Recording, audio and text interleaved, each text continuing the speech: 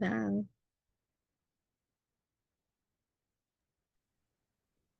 ¿Qué tal? Buenas tardes. ¿Se ven mis diapositivas?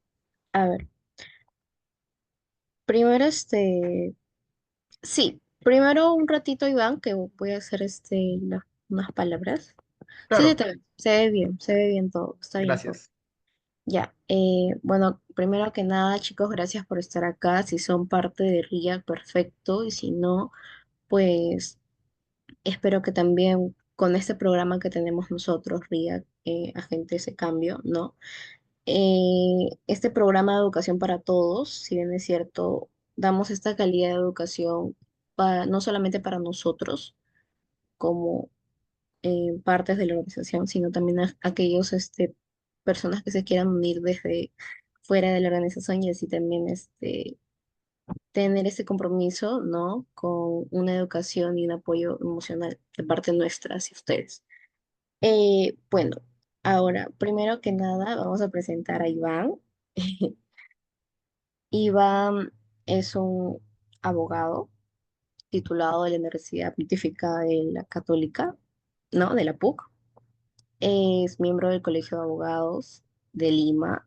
Se dedicó 6 años, ¿no? De años de experiencia en esta carrera, asesorando de manera, bueno, preventiva a las personas, y no solamente a las personas, sino también a empresas, ¿no? Ese es su rubro.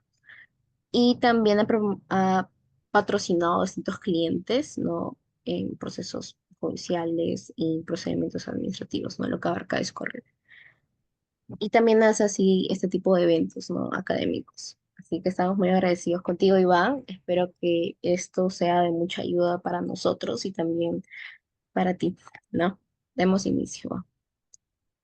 Gracias a Abigail por la introducción. También gracias a la Red Internacional de Agentes de Cambio, a BIAC, por la invitación.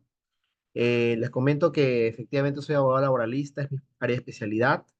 Y bueno, vamos a hablar un poco del derecho laboral en el Perú, no desde una perspectiva jurídica principalmente, sino desde una perspectiva práctica, pero también jurídica porque esta es una rama del derecho que vamos a tratar. Más o menos las edades de ustedes quizás son un poco menos que yo ya tengo 38 años, pero todos en algún momento trabajamos. Precisamente, si nosotros vemos eh, alrededor nuestro tenemos una silla, una mesa, una camisa, unos lentes, una computadora. Vamos a un concierto, nos venden una entrada, vamos a la bodega, nos venden una gaseosa, un helado, que estamos ahora en verano. Prácticamente todo alrededor nuestro ha sido producido por una persona, ya sea de manera puntual, que le encargaron ellos, por ejemplo, a un carpintero que un familiar nuestro les encargó, o nosotros mismos les encargó un escritorio, o más bien quizás que nosotros recibimos ese producto porque lo hizo un obrero en una fábrica, ¿cierto?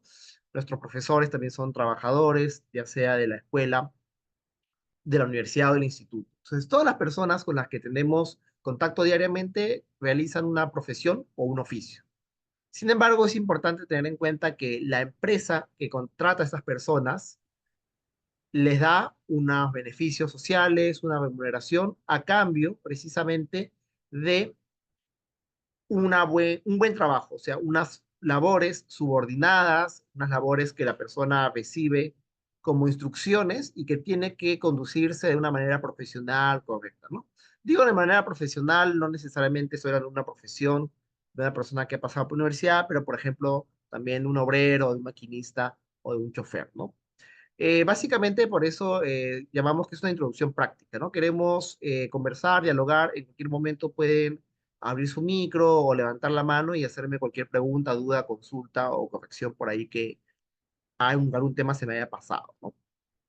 Eh, ¿Cómo entramos a trabajar? Nosotros entramos a trabajar y obtenemos una estabilidad laboral del siguiente modo: convocatorias, entrevistas de trabajo y presentación de documentos. Por ejemplo, los que aquí son pues voluntarios de VIAC, de algún modo se enteraron por una convocatoria. Abrieron su Instagram,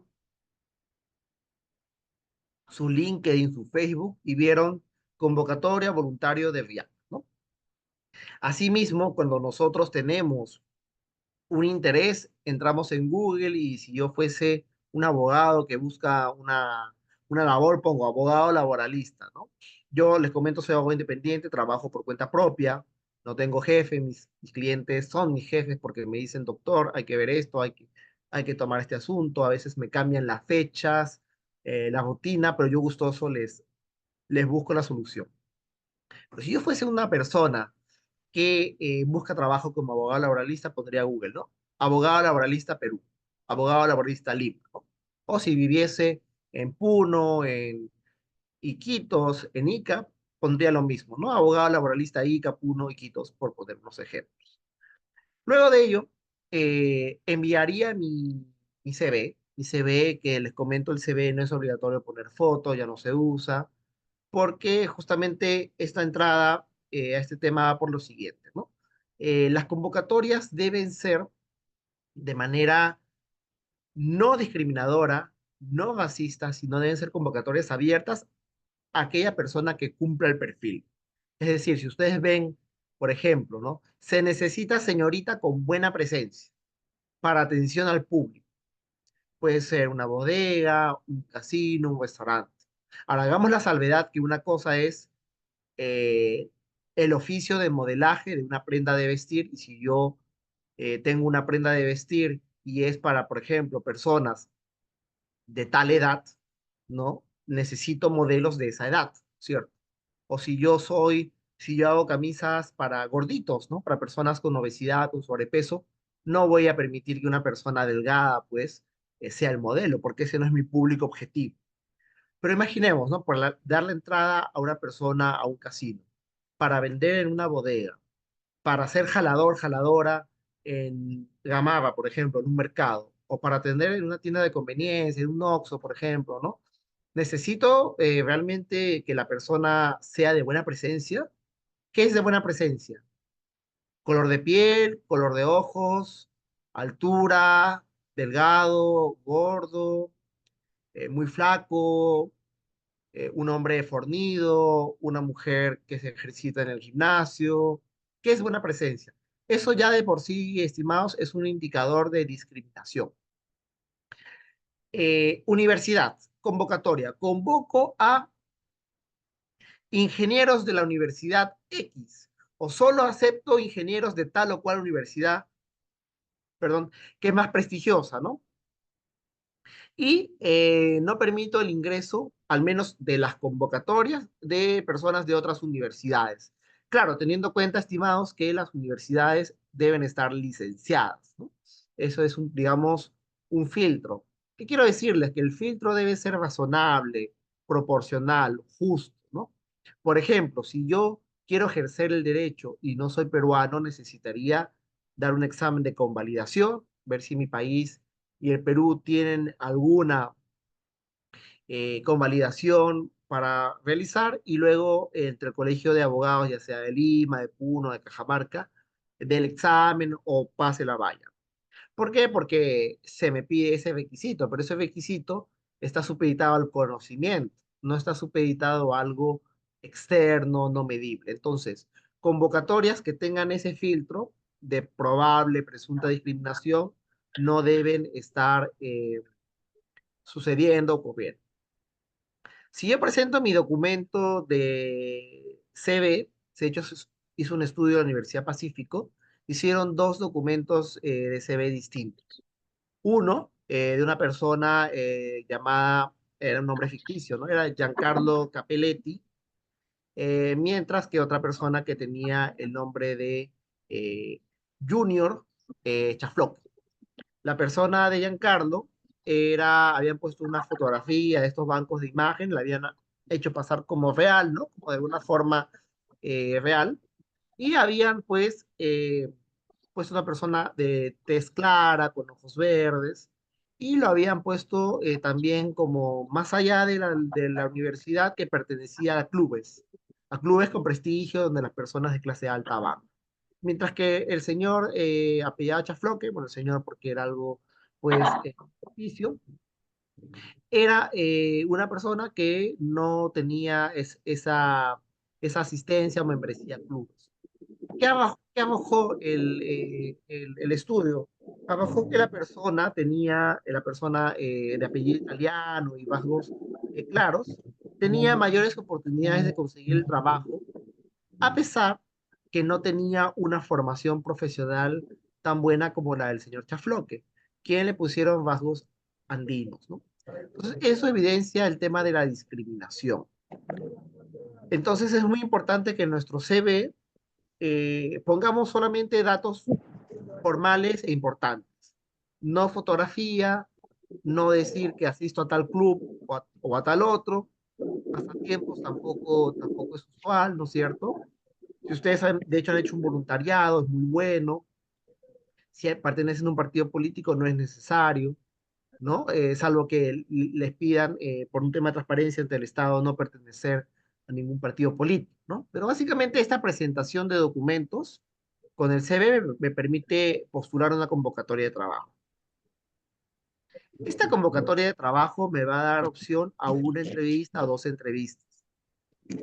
Las entrevistas pueden consistir en preguntas sobre experiencia pasada, pero también en a veces preguntas personales. Y ahí otra vez va el asunto, porque las preguntas personales no pueden ser referidas al estado civil de la persona. ¿Qué quiere decir? Que no pueden preguntarle, por ejemplo, a alguien, a una señorita, ¿usted es soltera o es casada? Alguien dirá, no, lo que pasa es que quiero pagarle su asignación familiar, que es el 10% de la remuneración mínima vital. Bueno, eso es por tener hijos, no por el estado civil de si es soltera, casada, divorciada. Una persona puede ser viuda, casada o divorciada y tener hijos, y cada estado civil es distinto. Tampoco es admisible preguntar si la persona tiene pareja, si tiene enamorado o enamorada, porque no importa su vida personal. No es un tema, digamos, si no tiene pareja va a tener más tiempo para dar sus labores, ¿no? O quizás no, él es una persona casada, ya tiene 43 años, él es más maduro, pues, que un chico de 24 que es soltero. Eso son prejuicios, son mitos que uno tiene. En realidad, la madurez va por la formación de la persona, las experiencias que ha tenido y finalmente las funciones que va a dar a alguien están relacionadas íntimamente con su personalidad y su formación profesional, no con su razón social, perdón, con su estado civil. Eso nos lleva a lo siguiente. Es posible también poner evidentemente nuestro lugar de nacimiento, pero tampoco es admisible preguntas como si usted se siente identificado con, digamos, con la ciudad en que nació, oye, a ti te gusta Lima, si hubieses nacido en otro lugar, ¿cuál hubiera sido? O sea, si la persona está contenta o no con sus orígenes, es un tema personal. Aunque les parezca gracioso, a mí en alguna práctica profesional me dijeron, Iván, ¿y tú te gusta jugar fútbol? Y bueno, ya me habían soplado de que tenía que decir sí, dije sí, sí, porque nosotros jugamos fútbol, que no sé qué, ¿no? Imagínense, pues, si a mí no me gustaba hacer jugar fútbol, o jugase básquet, o como este era todo un equipo de fútbol de hombres, o fuese una mujer, ¿no? A quien le dan la bienvenida a esa entrevista, pero con esa pregunta. Entonces, esas entrevistas de trabajo donde hay discriminación por las preguntas, ya son un indicador del tipo de empresa que es. Es una empresa frívola que está viendo los temas de una forma equivocada. Ahora bien, también es importante que en los documentos de CV nosotros seamos responsables con la información que pongamos. Es decir, si nosotros hemos tenido un año, 11 meses de experiencia, es un año, 11 meses, no son 2 años. De hecho, presentar información falsa a una entidad pública es un delito. Entonces, sea que la entidad privada no lo sea, tenemos que ser responsables con lo que hacemos. Lo que quiero transmitirles hoy día es que si bien tenemos Quiero un derecho, cambiarle el... a- si Ay, bien tenemos, perdón. Chicos, por favor, sus audios. sí, por favor, sus audios. A ver, gracias. Ok, si bien nosotros tenemos un derecho laboral que protege al trabajador, porque el trabajador es la parte más débil de una relación laboral, eso no significa que eso va a validar malas prácticas de los trabajadores, que lleguen tardes, que falsifiquen documentos como descanso médico. que se queden dormidos en las salas del trabajo, que hostilicen a su compañera, que chantajeen al empleador. O sea, realmente hay situaciones así, pero no debemos pensar ya, la empresa es mala, el empleador es malo. Ahora ustedes me dirán, doctor Iván, pero usted cómo dice eso, seguro pues usted asesora más empresas, no ha visto lo del Real Plaza Salaberry. No, efectivamente hay grandes injusticias desde el punto de vista de las empresas, pero también hay que ser responsable con nuestras actitudes. Como dice la frase, los pecados de otro no te hacen santo, ¿no? Entonces, si uno entra a trabajar luego de presentar el CV, pasar la entrevista y que queda para esa plaza que se ha convocado, ¿no es cierto?, en la eh, empresa, vas a adquirir de manera inmediata algunos derechos. La remuneración que asciende a 1.130 soles, el descanso de fin de semana, que es un descanso de 24 horas obligatorio, el tema de las vacaciones y de los beneficios sociales que les pasaré a continuación a relatar. El tema de la remuneración mínima vital, ustedes habrán escuchado en algún momento que la remuneración mínima vital aumenta. De hecho, ahorita está en 1.130 soles, aumentó 105, estuvo en 1.025. La remuneración mínima vital viene a solventar los gastos de la canasta familiar y viene a asegurar una remuneración digna a todos los trabajadores en un empleo decente. ¿Qué significa? Que así como yo postulo esperando un ambiente seguro, tranquilo, sin vicisitudes, es importante saber que eso se va a ver desde el primer día, ¿no? Yo entro a trabajar en una empresa, y esto no tiene nada que ver, estimados, con, sí, y disculpen lo coloquial, no, yo trabajo en San Isidro, Miraflores, en un edificio bonito, alto, no. Tú puedes trabajar en otros distritos que no tienen ese, entre comillas, prestigio, esa tranquilidad, esa seguridad, y también tener todos tus beneficios asegurados. San Isidro y Miraflores, por poner unos ejemplos, son lugares donde también se cometen infracciones a la norma laboral, ¿no? Son lugares donde también la SUNAFIL, la Superintendencia Nacional de Fiscalización Laboral, hace, pues, efectivamente, inspecciones y puede encontrar gente que no está en planilla, gente que no está con una remuneración mínima vital, que no le pagan sus horas extra, en fin, ¿no? Pero es importante ver que cuando nosotros llegamos a un lugar, eh, haya, por ejemplo, señalización de salidas de escape, haya al menos un extintor, haya un espacio para consumir los alimentos, haya servicios higiénicos. Ustedes miran, Iván, doctor, ¿cómo si esos servicios higiénicos? Que estuviésemos en qué sitio, ¿no? Bueno, lamentablemente, hace algunos años, en las Malvinas, un par de jóvenes murieron porque no tuvieron forma de salir porque estuvieron en un lugar con candado, trabajando, cambiando focos. Entonces, imagínense los peligros a los que uno puede estar, ¿no? Vamos a pasar ahora a los elementos del contrato de trabajo. No sé si hasta ahí hay alguna pregunta, consulta. Muy bien. Los elementos de prestación de contrato de trabajo son tres. Prestación personal de servicios. Quiere decir que la empresa va a contratar a una persona para que el trabajador dé personalmente su servicio. Es decir, si a mí me contratan como trabajador, va a ser para que Iván Bracamonte Muñoz vaya a la empresa y se siente como abogado y revise los expedientes y atiende a los clientes. No se puede delegar en terceros. Si a una persona la contratan para que sea trabajadora del hogar y vaya a un domicilio a cocinar, a lavar, a cuidar a los niños, es porque han pensado en esa persona en particular, no en otra persona, no en un tercero. Estos servicios deben ser remunerados. Quiere decir que el trabajador, a cambio de prestar sus servicios, va a recibir un sueldo básico, jornal básico que no puede ser inferior a 1.130 y que en algunos casos de vendedores, por ejemplo en tiendas por departamento, tiendas de ropa, yo voy, me compro un terno y una camisa y el vendedor recibe una comisión en un porcentaje por cada producto.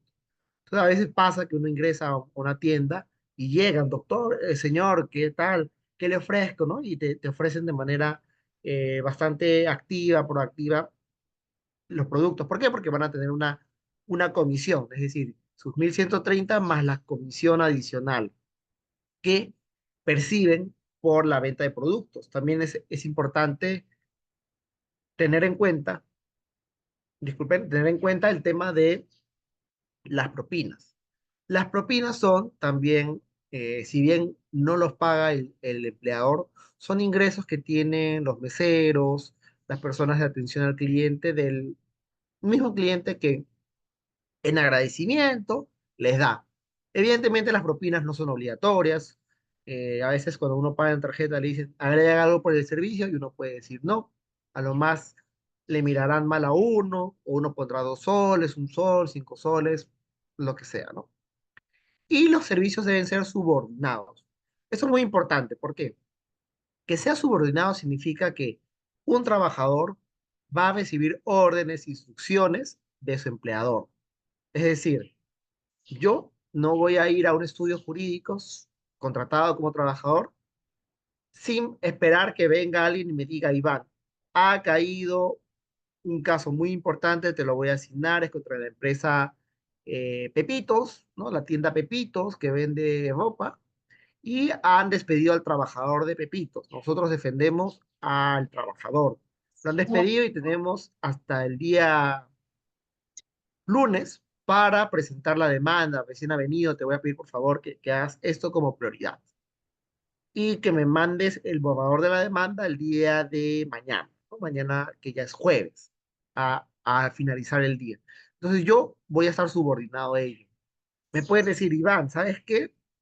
Como esa demanda está muy difícil, eh, no vas a salir tampoco a hacer diligencias, no vas a ir al juzgado del centro de Lima ni el de Miraflores a hacer diligencias, te vas a quedar en la oficina y vas a ver ese tema. Eso es estar subordinado. Otro tema es estar subordinado. No sé si a alguien aquí le gusta el fútbol. Ayer jugó Alianza, un amigo muy querido, que también es abogado, se fue al estadio. Y evidentemente para llegar al estadio y ver el partido con tranquilidad ha debido salir antes de su hora de trabajo. Ha pedido un permiso, ¿no? ¿Qué más tenemos en lo que es subordinación? Los descansos médicos. Yo soy abogado independiente. Si yo un día me lesiono, Dios no quiera, no tengo a quien señalarle el descanso médico, salvo que tenga una diligencia programada y tenga que ir, por ejemplo, muy lejos, ¿no? O por último, llegaré con mis muletas, con mi yeso. Yo ya veré, yo no tengo a quien decirle qué hacer, porque no soy subordinado. Eso es estar subordinado, estar bajo las instrucciones. ¿Cuándo estamos bajo esas instrucciones? En el horario laboral. Otro bajo de los elementos del contrato de trabajo es que muchas veces de 9 a 6 vas a trabajar, vas a tener 1 hora de refrigerio, el mínimo es 45, ¿no? Ese es tu contrato de trabajo, donde se señala tu horario. Además, ¿qué más va a haber aparte de la subordinación? Que eso va a ser respuesta a la remuneración. Yo soy subordinado y, entre comillas, vendo mi tiempo, vendo mis conocimientos, sean profesionales o técnicos, y a cambio recibo una remuneración. No es un voluntariado, no es una práctica preprofesional, no es una práctica profesional, porque la práctica profesional y preprofesional son para jóvenes que estudian una carrera técnica o profesional en una universidad y se entrenan en lo que es sus labores en una empresa o en una entidad del Estado. Si bien están subordinados, ellos no reciben sueldo, reciben estipendio, reciben el mínimo como mínimo, el mínimo vital. Luego de 6 meses reciben media subvención. Luego de un año reciben subvención completa. Entonces son cuestiones distintas. El trabajador que ingresa a laborar ingresa en planilla. Y no sé si ustedes han escuchado lo que es el tema de los recibos por honorarios. Los recibos por honorarios son aquellos recibos que emite una persona porque ha dado un servicio.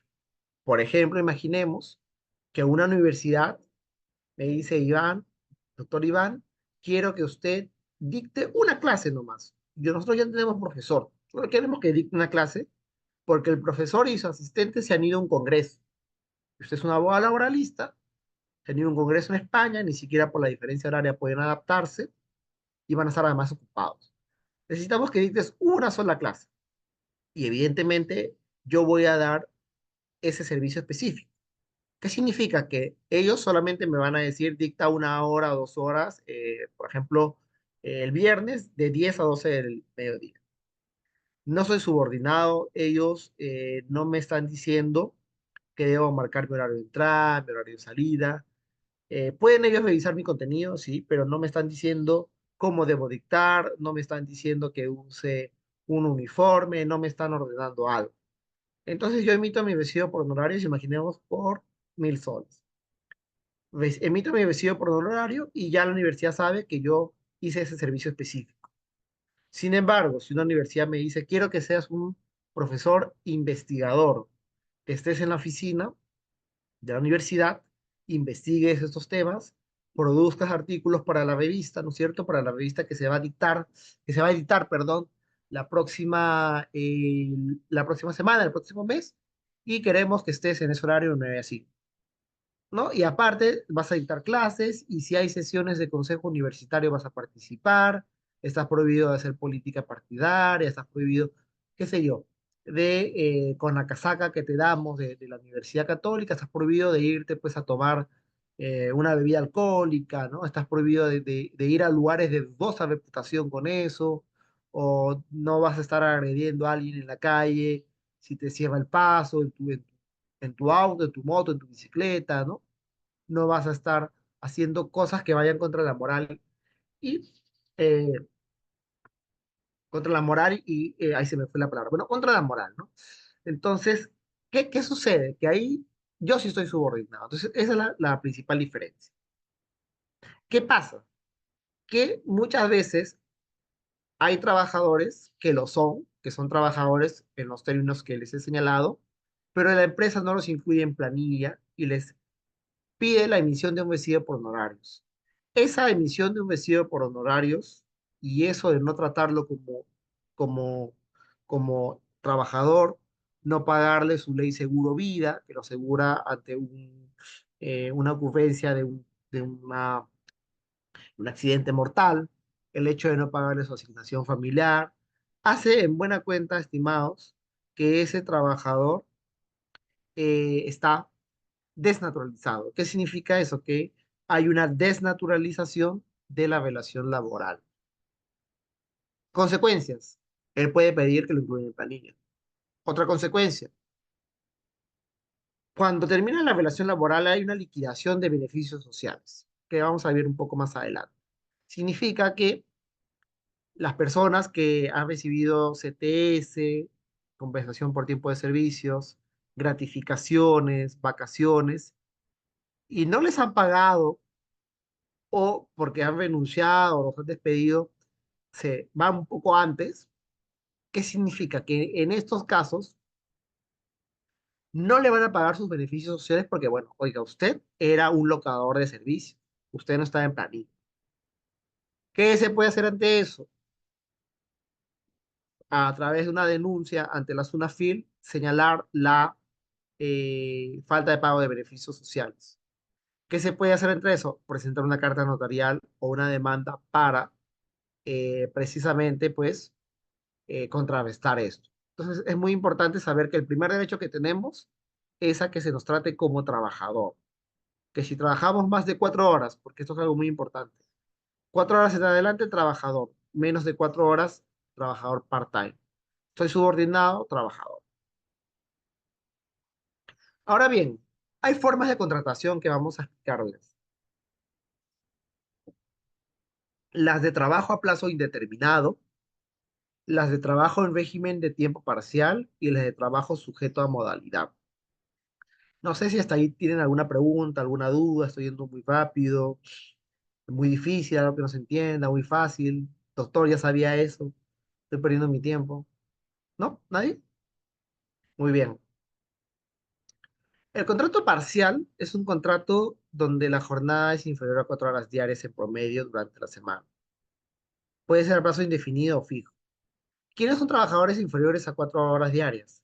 Personas que trabajan muchas veces en centros comerciales, en McDonald's, por así decirlo, en cafeterías, en lugares donde son personas que trabajan menos de 4 horas diarias y pueden hacerlo por un plazo indefinido o fijo, que ya les pasaré a explicar. No tienen protección contra el despido arbitrario, es decir, las personas que hacen una labor de menos de 4 horas, 3 horas 50 minutos, por ejemplo, se les puede desvincular en cualquier momento. Plazo indeterminado, como digo ahí, para siempre o hasta que ambas partes lo decidan. El contrato, que puede ser verbal, pero muchas veces se recomienda que sea escrito, tiene dentro de él una cláusula muy importante, que es el periodo de prueba. El periodo de prueba es el tiempo en el que el trabajador y el empleador se conocen mutuamente y empiezan a saber más del uno del otro. ¿Qué significa esto a saber más del uno del otro? Significa que el empleador va a evaluar en la práctica las capacidades del trabajador. Yo puedo decir experto en Canvas, diseño gráfico, eh, Photoshop, puedo decir que soy un experto en Excel, en B2, experto en PowerPoint. Bueno, como verán, no soy muy experto en PowerPoint, pero puedo decir ello, ¿no? Y finalmente me encargan algo y no lo sé hacer bien, lo hago con errores o me demoro el triple del tiempo que una persona normal se toma para hacerlo. Entonces, ese periodo de prueba, el trabajador está a prueba para satisfacer las necesidades del empleador. Quiere decir que si yo dije que yo hablaba en inglés y hablaba también quizás en italiano, y de pronto llega un cliente de inglés o italiano o quechua, llega una persona de Puno, ¿no? Y me habla en quechua y me explica su situación, y yo digo, no, no la entiendo, no sabías hablar quechua, no, lo que pasa es que yo hablo el quechua de Anca, ya, pero igual algo debes entender. Entonces, ahí queda un sinsabor para la empresa. Ok, tú hablas italiano, muy bien. Tengo una empresa que está invirtiendo, o un señor italiano que simplemente se quiere divorciar, se ha casado con una peruana también, o es un señor que quiere homologar su sentencia de divorcio de Italia acá en Perú. Sin embargo, cuando empiezo a hablar con esta persona, no me entiende. En lugar de italiano, hablo itañol, más español que italiano, ¿no? Finalmente, el italiano son buena gente, pero por más que pase eso, me mira mal y ya se crea un eh, ambiente de incomodidad.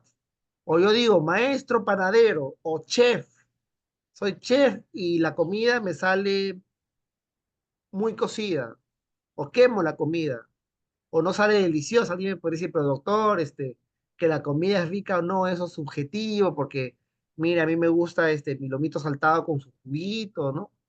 Sí, pues puede ser que eso sea objetivo, subjetivo, pero que no sepa preparar un plato. Por ejemplo, chef de comida italiana y solo sabe 2 platos de comida italiana. Entonces, ahí habríamos que son personas que si bien han pasado la entrevista de trabajo, si bien han pasado eh, la revisión del CV, no cumplen con sus labores y la consecuencia es que la empresa puede a la persona despedirla dentro de lo que es ese plazo de 3 meses. Si es trabajador de dirección y confianza, es de hasta 6 meses en confianza y dirección un año. ¿Quién es trabajador de dirección y confianza?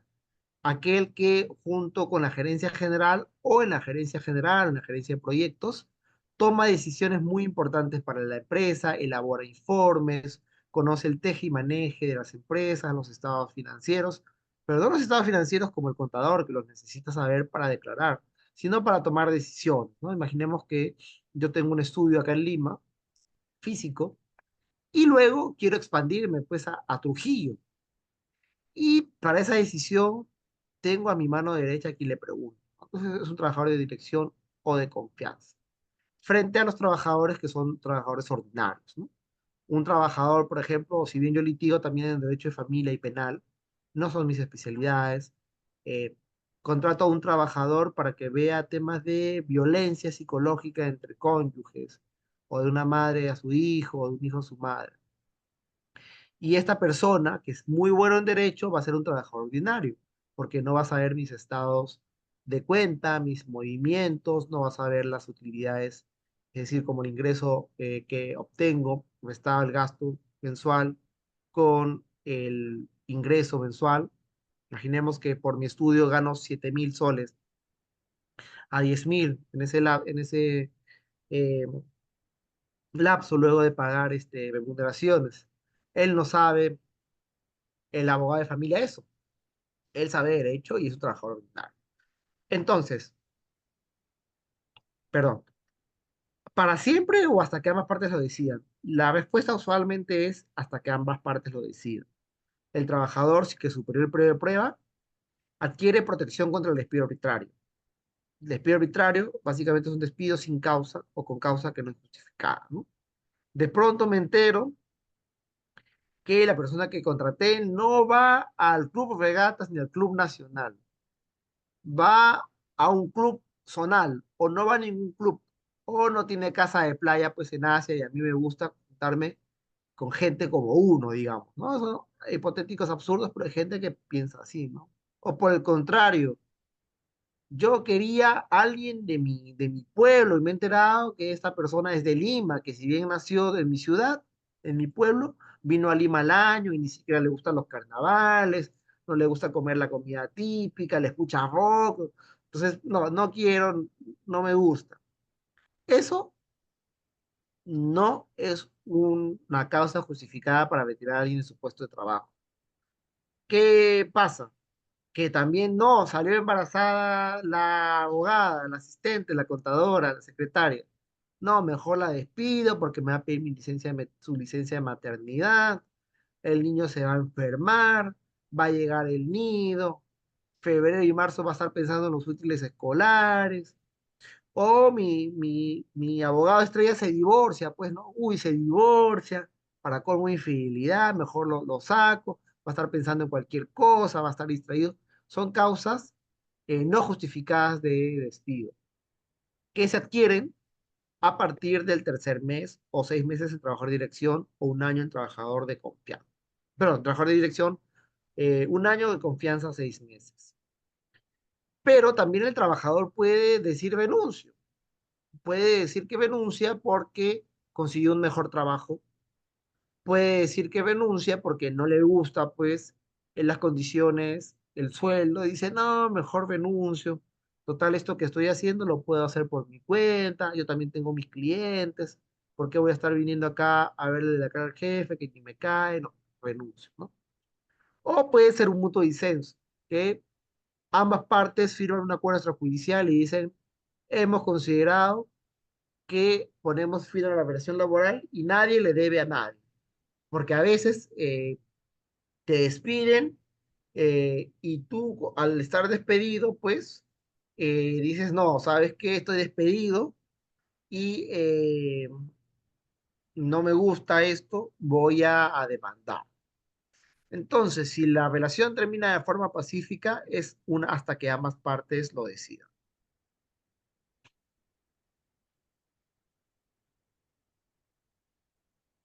Los contratos sujetos a modalidad son aquellos que tienen una causa objetiva ya señalada para que tenga un fin. Si antes decíamos hasta que ambas partes lo decidan, ahora decimos hasta que el empleador lo decida como tal. ¿Y qué implica? Que el empleador va a decir, este servicio es de naturaleza temporal. Por ejemplo, yo produzco panetones. Produzco panetones en todo el año. Y por tanto, yo sé que para el inicio de la temporada navideña, que es más o menos el 15 de noviembre, ya debo tener un stock en todo Lima de 20.000 panetones. Entonces, contrato mayor personal, mayor obrero para los panetones de esas fechas, ¿cierto? O yo soy una empresa inmobiliaria y voy a construir un edificio. Y necesito un residente de obra, necesito un médico ocupacional para ver todo el tema de las contingencias que puede existir. Entonces, solamente es hasta que acabe la obra o voy a construir una carretera, ¿no? De hecho, Tenemos los contratos de naturaleza temporal, ¿no es cierto? Tenemos el contrato de naturaleza temporal, los contratos de naturaleza accidental y los contratos para obra a servicio. En total son 14 contratos. Son 14 contratos de distinta naturaleza y cada uno tiene una fecha de inicio y de fin. Por ejemplo, no lo he puesto en la diapositiva, pero les voy a aplicar, ¿no? El contrato por inicio o lanzamiento de nueva actividad, que es el originado por el inicio de una nueva actividad empresarial. Máximo 3 años, ¿no? Yo decido, por ejemplo, en lo que les decía, constituir mi estudio en Trujillo. Y como tal, voy a empezar en Trujillo a tener una nueva actividad. O constituir un estudio de cero. O alguna persona dice, no, yo quiero constituir este, mi cafetería, ¿no? Entonces, por ejemplo, ahí tenemos una nueva actividad, máximo 3 años. Contrato por necesidades de mercado. Incrementos coyunturales por variación de la demanda, ¿cierto? Lo que les decía de los panetones, o por ejemplo, ustedes imagínense las empresas que elaboraban mascarillas. Vino la pandemia hace algunos años y se necesitó la elaboración de pandemias, ¿no? Contrato de suplencia. La persona encuentra una oportunidad para suplir a una persona que, por ejemplo, salió embarazada, ¿cierto? O tiene una licencia de estudios. Muchas veces las personas van a estudiar, la misma empresa les paga y vuelven con los conocimientos, ¿no? Son estos los plazos de los contratos sujetos a modalidad. Ahora bien, los beneficios sociales son aquellos que se diferencian dependiendo del tipo de empresa. La microempresa, aquella empresa que tiene ingresos hasta 150 UITs, ¿no? Ustedes calculan el valor de la UIT y lo multiplican por 150. Más o menos le sale, pues, 150.000, 200.000, hasta un poco más. La pequeña empresa es entre 150 UITs y 170 UITs. Y el régimen general es, digamos, no sé, una empresa como Alicorp, Donofrio, no Feveiro, son empresas de ese régimen. Para todos es la remuneración mínima vital un beneficio social. La jornada también es lo mismo, 8 horas diarias o 48 horas semanales como máximo. Descanso semanal mínimo 24 horas. Vacaciones 15 días al año para la microempresa y para la pequeña empresa, frente a 30 días para el régimen general. La compensación de tipo de servicios para la microempresa no aplica, para la pequeña empresa medio sueldo por año y para la régimen general un sueldo por año. La gratificación de microempresa no tenemos y 2 gratificaciones de medio sueldo cada una para la pequeña empresa y 2 gratificaciones de sueldo cada una para el régimen general. Las utilidades no aplican, en la pequeña empresa sí, en empresas que tengan más de 20 trabajadores, lo mismo para el régimen general. Ahora, la indemnización por despido hereditario es una indemnización. ¿Qué es indemnización? Es un monto que una empresa o una persona tiene que abonarle a otra porque le ocasionó un daño, ¿no? Pero un daño eh, previamente establecido por la ley. No va a ser un daño, pues, como, no, esa persona no quiere hablar conmigo, no, esa persona, lo que sea tu profesor, ¿no? O no, esa persona, yo la invité a cierta reunión y no fue, no, tiene que ser un daño previamente establecido. Por ejemplo, que una persona transite y sea atropellada o chocada, genera inmediatamente un daño. Pero este es un daño extracontractual, porque no había un contrato entre esas personas. Eran dos personas que simplemente tuvieron la mala suerte de cruzarse en un accidente. Pero como hemos hablado del contrato de trabajo y la relación laboral, decimos, en la microempresa son 10 remuneraciones diarias por cada año, por un tope de 20, 90. En la pequeña empresa, 20 remuneraciones diarias por un tope de 120. y 1 punto de remuneración por cada año trabajado, con un tope de 8 que multiplicado da 12. ¿Qué quiere decir? Que si yo entré a trabajar el 12 de marzo de 2024, trabajé un año al 12 de marzo de 2025 y me despiden, es un sueldo y medio por cada año trabajado. Si yo ganaba 5.000 soles, el sueldo y medio es 5.000 más 2.500, que 2.500 más 5.000 es 7.500, ¿no? Ahora bien, muchas veces la empresa no quiere poner ese término de indemnización de despido arbitrario en la boleta de pago y lo ponen como otro monto para no verse involucrada, expuesta a una demanda, ¿no? También muchas veces la empresa no paga esto porque considera, desde su óptica, que también es válida, que no ha habido un despido arbitrario, que por el contrario, tenemos un despido por causa justa. Ahora bien, como ven ahí en la imagen, tenemos todos nosotros derecho a un ambiente seguro, libre de hostigamiento sexual, laboral y acoso laboral.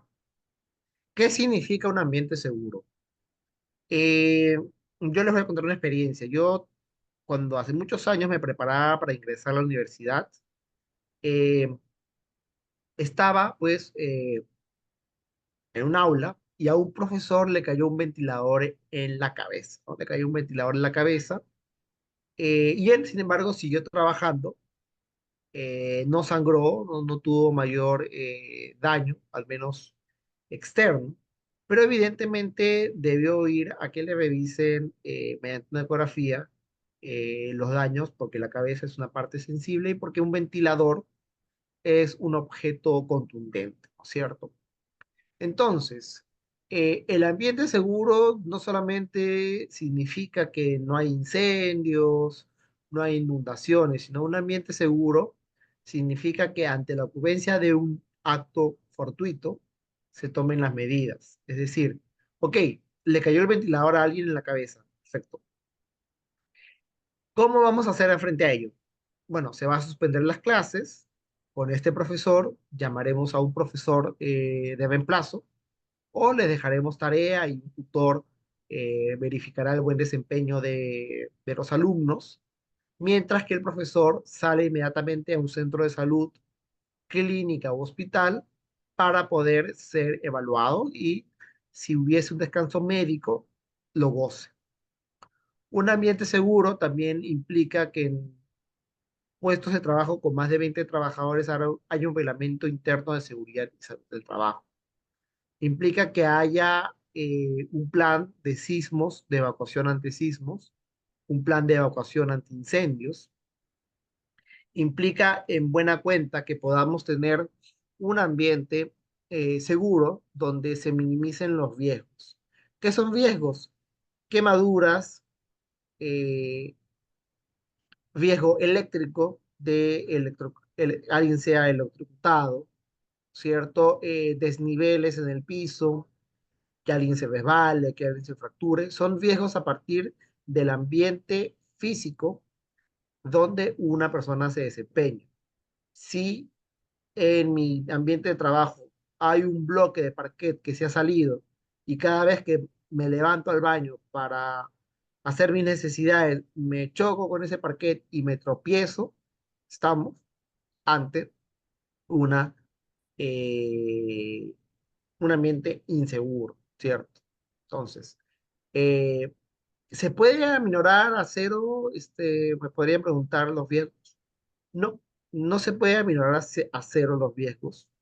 Siempre hay la posibilidad de un temblor, de un incendio, pero claro, si yo tengo infinidad de corrientes abiertas, expuestas, si yo tengo un cable pelado, si yo tengo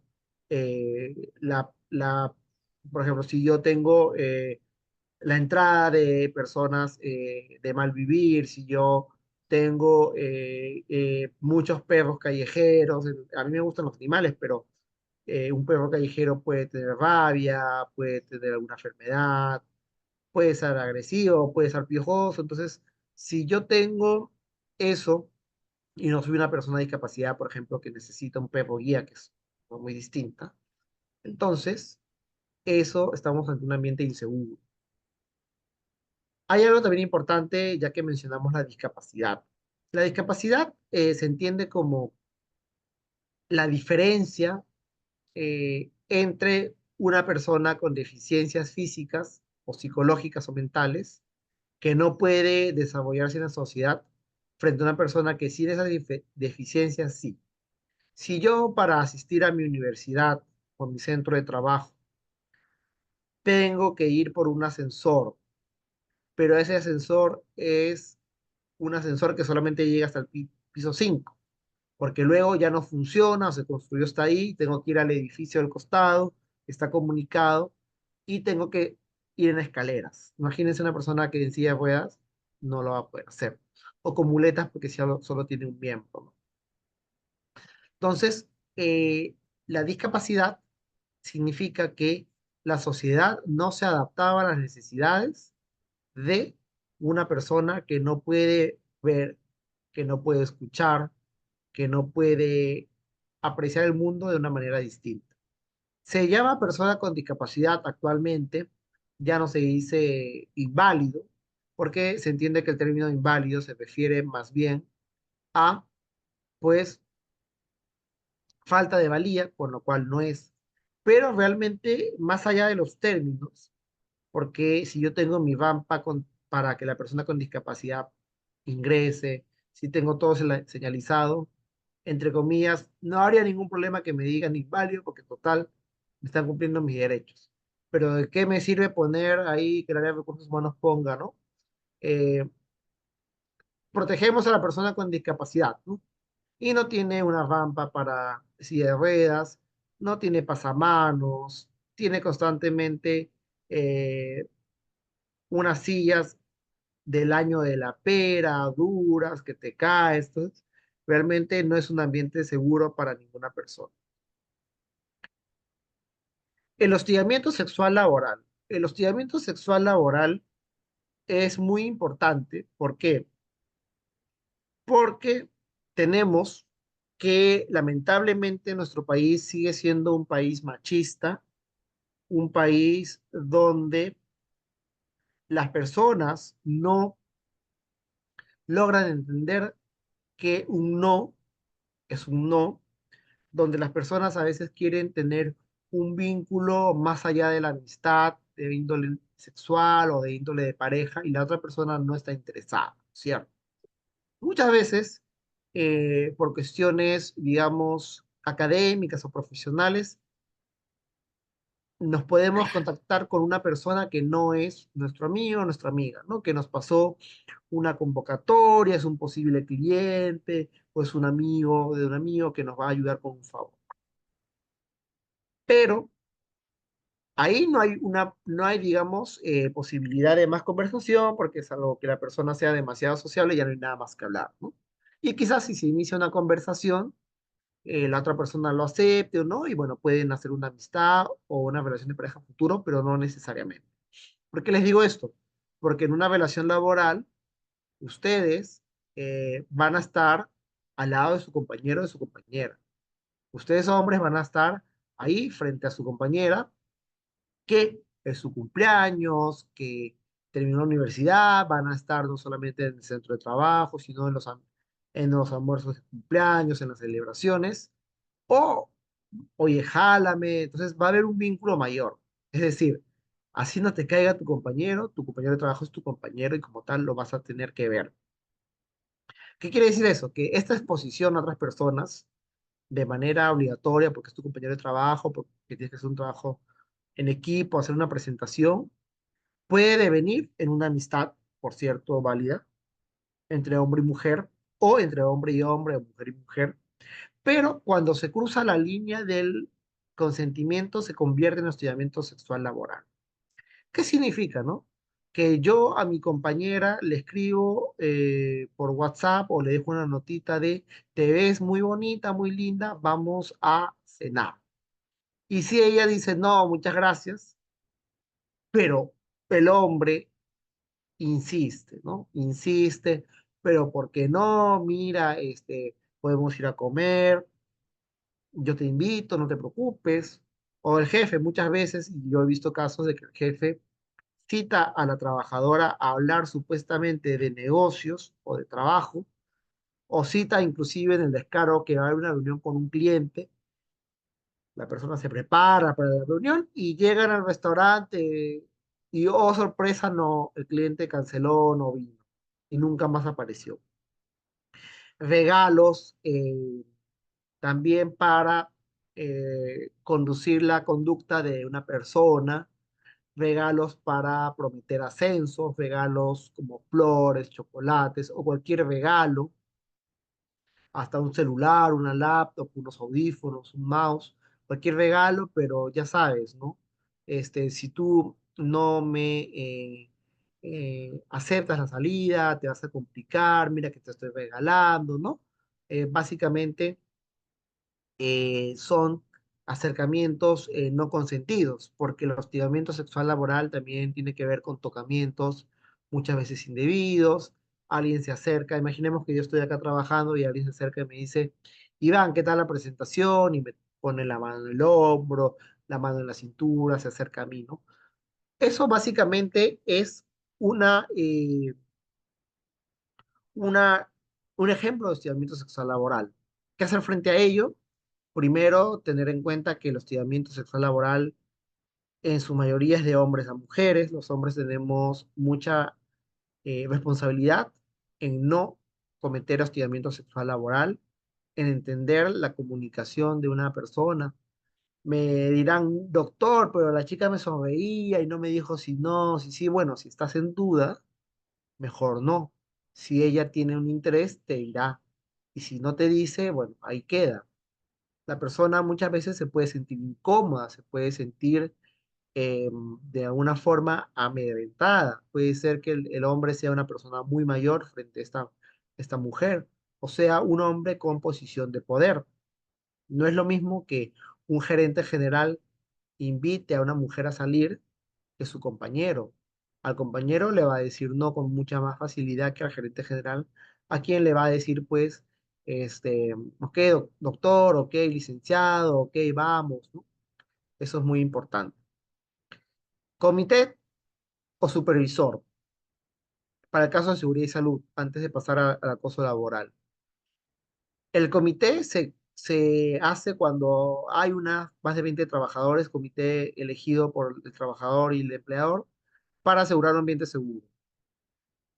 Comité de prevención y hostigamiento sexual, del mismo modo, mínimo 4 miembros, y van a estar a cargo de la investigación y la sanción de los temas de hostigamiento sexual laboral. Finalmente, en este pequeño apartado tenemos que tener en cuenta que vamos a tener también que las personas pueden tener miedo a ser denunciantes de casos de hostigamiento sexual laboral, con lo cual la gerencia de recursos humanos, el área de recursos humanos, debe pues promover una cultura de prevención.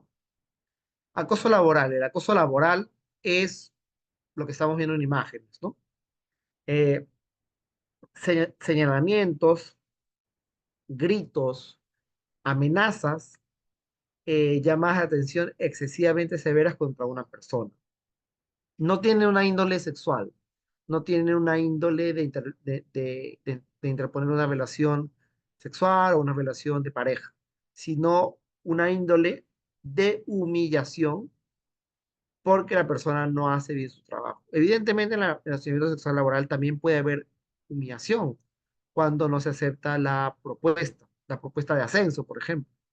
Pero en el acoso laboral es más directo y más obvio que esto está pasando. Le gritan a la persona, el informe que era para el 15, no, es para el 12, para ahora mismo, te lo dicen el 11 a las 10 de la noche, ¿no? Ese tipo de temas también deben ser erradicados, ¿no? Ok, fin de la relación laboral.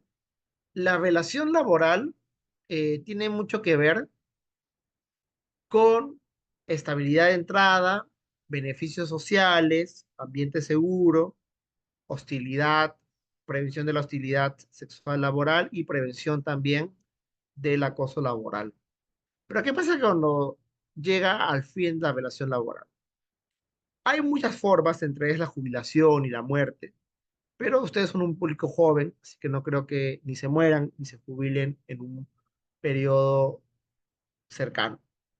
La renuncia debe ser voluntaria y la renuncia debe ponerse en conocimiento del empleador y en base a ello señalar que el último día de trabajo será dentro de 30 días. Sin embargo, la renuncia también puede colocarse con exoneración del plazo. La exoneración del plazo es que estamos hoy día miércoles 12, sin embargo, yo voy a renunciar para poder tener menos tiempo porque he ingresado a trabajar a otra empresa y he ingresado a trabajar a otra empresa que empieza el día martes. Entonces pido la exoneración del plazo. Consecuencias de la exoneración de plazo, que el trabajador pueda ver rechazada su solicitud o su anuncio de renuncia y le digas, no, tienes que permanecer en el trabajo hasta tal fecha. ¿Qué pasa si esta persona no permanece? Le podrían iniciar un procedimiento por abandono de trabajo. De hecho, ahora me voy a explayar bastante en lo que es el despido en este segundo bloque para que podamos entenderlo mejor. Eh, Tenemos entonces la renuncia que al no ser aceptada puede implicar un abandono de trabajo que son 3 días o más de la persona que no asiste a laborar. Sin embargo, usualmente se le acepta la renuncia y la persona, por el contrario, cuando presenta los 30 días de plazo, suele recomendar a alguien o entrenar a la nueva persona que va a entrar, ¿no? El despido es por causa justificada. ¿Qué significa eso? Que las labores de una empresa deben ser ejecutadas por un trabajador, sus funciones. ¿Qué pasa si, como les ponía en el ejemplo durante la mitad más o menos de lo que llevamos conversando, la persona dice que sabe italiano, dice que sabe quechua, llega una cliente, un cliente quechua hablante, hablante de italiano, y no se puede comunicar? Ha proporcionado información falsa y proporciona perjuicio. ¿Qué pasa si esa clienta que habla quechua no solamente iba a tener un tema muy importante contra una empresa grande, o era una vocera de una ONG o de una empresa, y quería más bien que se contrate una campaña de marketing y de difusión para su empresa o para ella misma? Y yo, como una empresa de marketing, no conozco el quechua y le perjudico, porque esta persona que representa una empresa iba a abonar 25.000 soles pues a la agencia de marketing.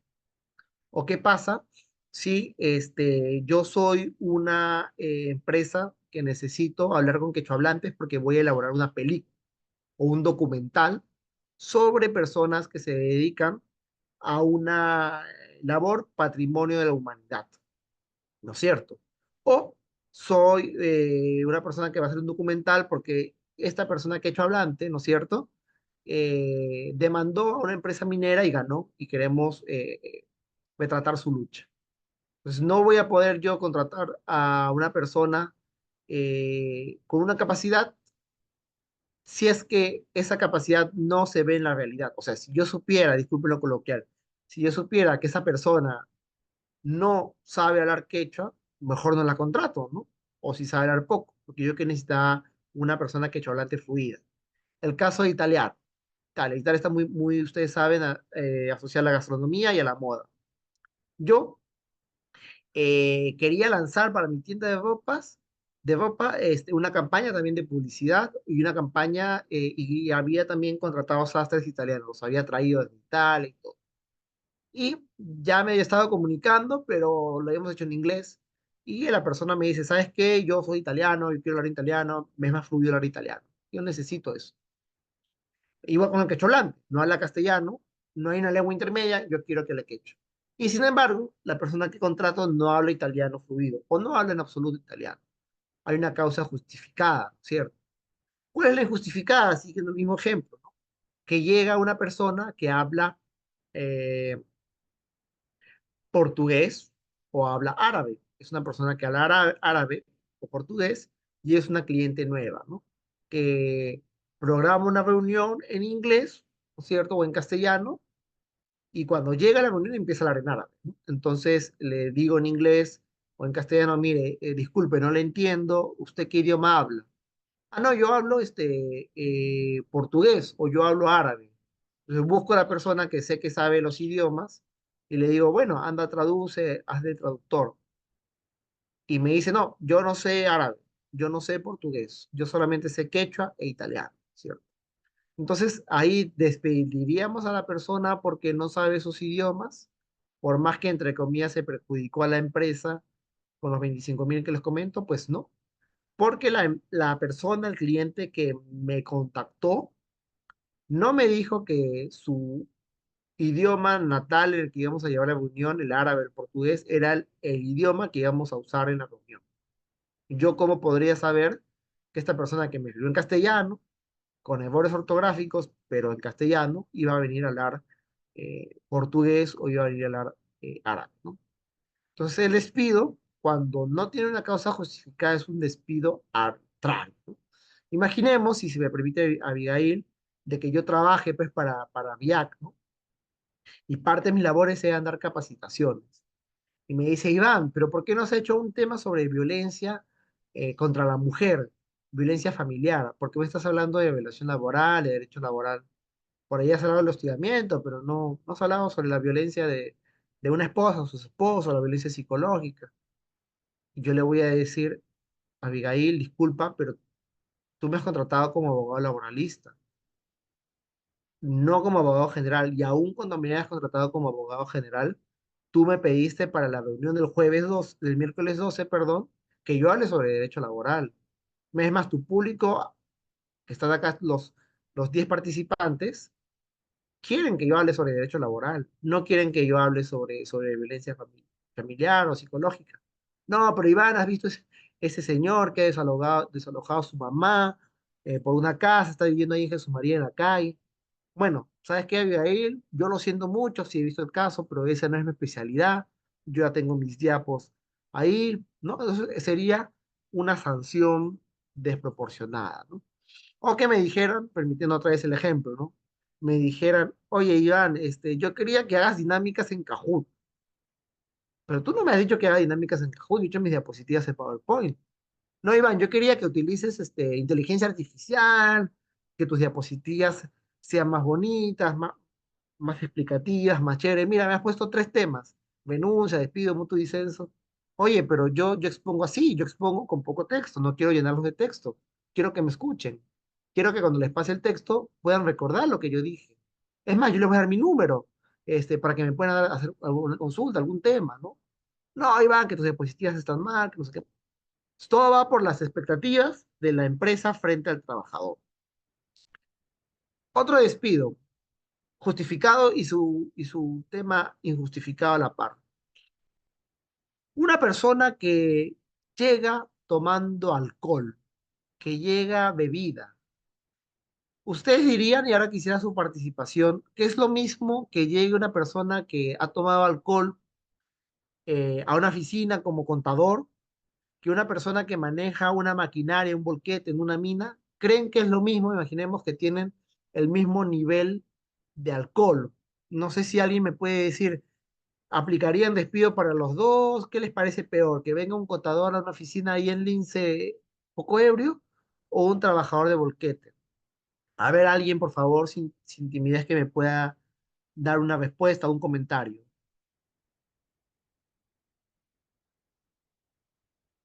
Quizás A ver, Iván, Angie, si puedes volver a repetirlo, a ver. claro, por supuesto.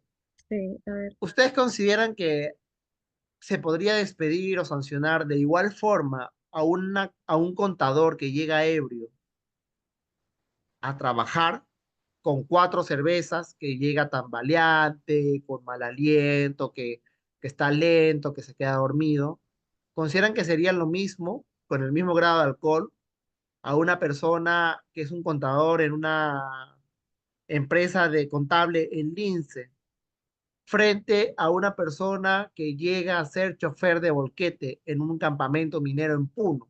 Imaginemos. ¿Creen que se les deba sancionar del mismo modo? ¿Creen que se les debe despedir a ambos del mismo modo? ¿O creen que hay un contexto distinto? ¿Qué opinan? ¿Puedo responderlo yo? Sí, claro. Ahí también veo respuestas. A ver, despido a los dos, dice Luciana Chambi. Ok, muy bien.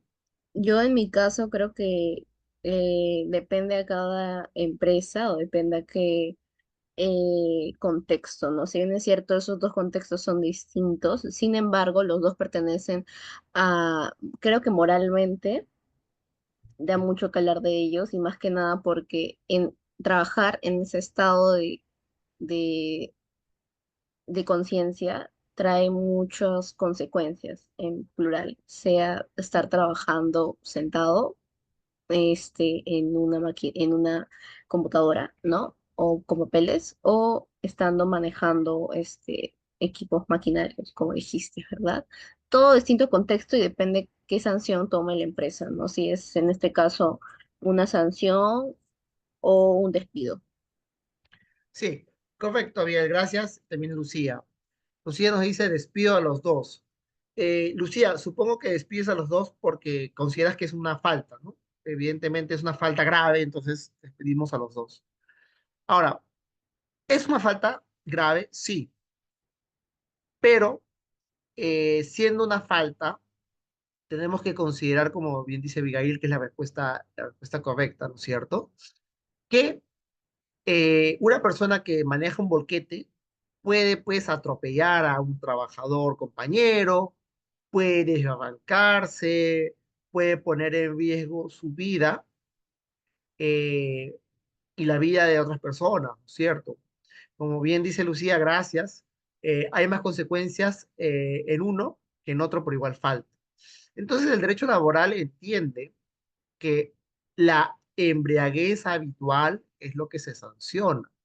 Quiere decir, o sea, no quiere decir que alguien haya, tienes que llegar 5 días seguidos a llegar tomadito, pues para que te saques. No, sino que se entiende que la embriaguez es una enfermedad y es una adicción. ¿Quién de nosotros en algún momento, antes de irse a dormir, bueno, voy a ver TikTok y de pronto me voy, ya le empiezo a las 10:20, me bañé, y desayuné, tomé, ¿no? Y de pronto ya son 12 de la noche y me tenía que levantar 7 de la mañana para mi clase, o en mi caso, para una diligencia. Yo les cuento, yo vivo en Jesús María, la otra vez fui a Villa El Salvador, estaba bastante lejos, tomé micro, tomé el corredor, tenía que estar 10:30 y no podía estar en el TikTok afuera, ¿no es cierto? Afuera de la responsabilidad. ¿Qué significa? Que si bien no estoy confesando una adicción al TikTok, a veces podemos pues distraernos con algo y tener una conducta repetitiva o permanente que se nos puede ir de las manos. Entonces, vista la embriaguez o el alcoholismo de ese modo, hay una cierta tolerancia a ello, pero que es una falta que no tiene ninguna tolerancia en el sector minero, porque en el sector minero, evidentemente, podemos poner en juego la vida de otras personas. En cambio, el contador que llega al INSE, imaginemos ahí perdón, por la avenida Petituar, llega el contador, ¿no es cierto? Y este contador eh, se van a dar cuenta de lo que pasa y puede, pues, presentar un informe mal, puede declarar los impuestos mal, no puede hacer algo, pero digamos, si me permite nuevamente lo coloquial, pues nadie se va a morir, ¿no? De un informe mal hecho, nadie se va a morir de un informe ante la ciudad mal hecho. ¿Va a haber perjuicio económico? Sí. Entonces, ¿qué tenemos? Que una misma conducta debe ser evaluada de igual forma, ¿no? De igual forma. Quiero ponerles otro ejemplo. ¿Qué pasa si una persona es un profesor de colegio, de segundo de primaria, y es un profesor de religión, ¿cierto? Es un profesor de religión y llega con un polo un día que dice, Dios no existe, ¿no? Y llega con una forma, circular y una B chica como un movimiento de Ouija, como una imagen de Ouija, ¿no? Llega a enseñar a segundo de primaria eso y llega todo tatuado, ¿no? Tatuado con imágenes de color negro, un poco tenebrosas, un poco, no antireligiosas, pero un poco agresivas. Imagínense un caballo y una calavera o la muerte ahí con una guadaña. Y imaginemos lo contrario, llega el mismo profesor, estoy poniendo el caso en que no es una institución religiosa de un colegio religioso, es un colegio de una entidad estatal o privado sin religioso, que llega el profesor de educación física o la profesora de educación física, llega con lo mismo, es un polo que dice Dios no existe y con sus tatuajes. Entonces, ustedes, porque no solamente el despido, sino también la licencia, perdón, la suspensión sin goce de haber, los memorándums, la amonestación escrita también son sanciones. ¿Ustedes consideran que la sanción de un profesor de religión que llega con eso a sus alumnos de segundo primaria debe existir frente a no sancionar al profesor de educación física? ¿O ustedes dicen, no, vamos, Iván, ¿qué estás hablando? No, no me digas a mí que soy conservador, pero nadie puede andar con un polo que diga Dios no existe, ni con esos tatuajes, los tatuajes son para delincuentes? ¿Cómo estás hablando, Iván? Por favor. Entonces, ¿ustedes creen que en alguno de esos casos se puede aplicar una sanción en los dos? ¿Sí o no? ¿Por qué? ¿Hay alguien que se anima a abrir el micrófono, a contarnos algo? Pueden ser las mismas personas, evidentemente, o puede ser alguien distinto. ¿Les quedó claro el ejemplo? A ver, lo piensan mientras voy a tomar un vasito de agua. Vuelvo en un minuto, ¿ya? Por favor.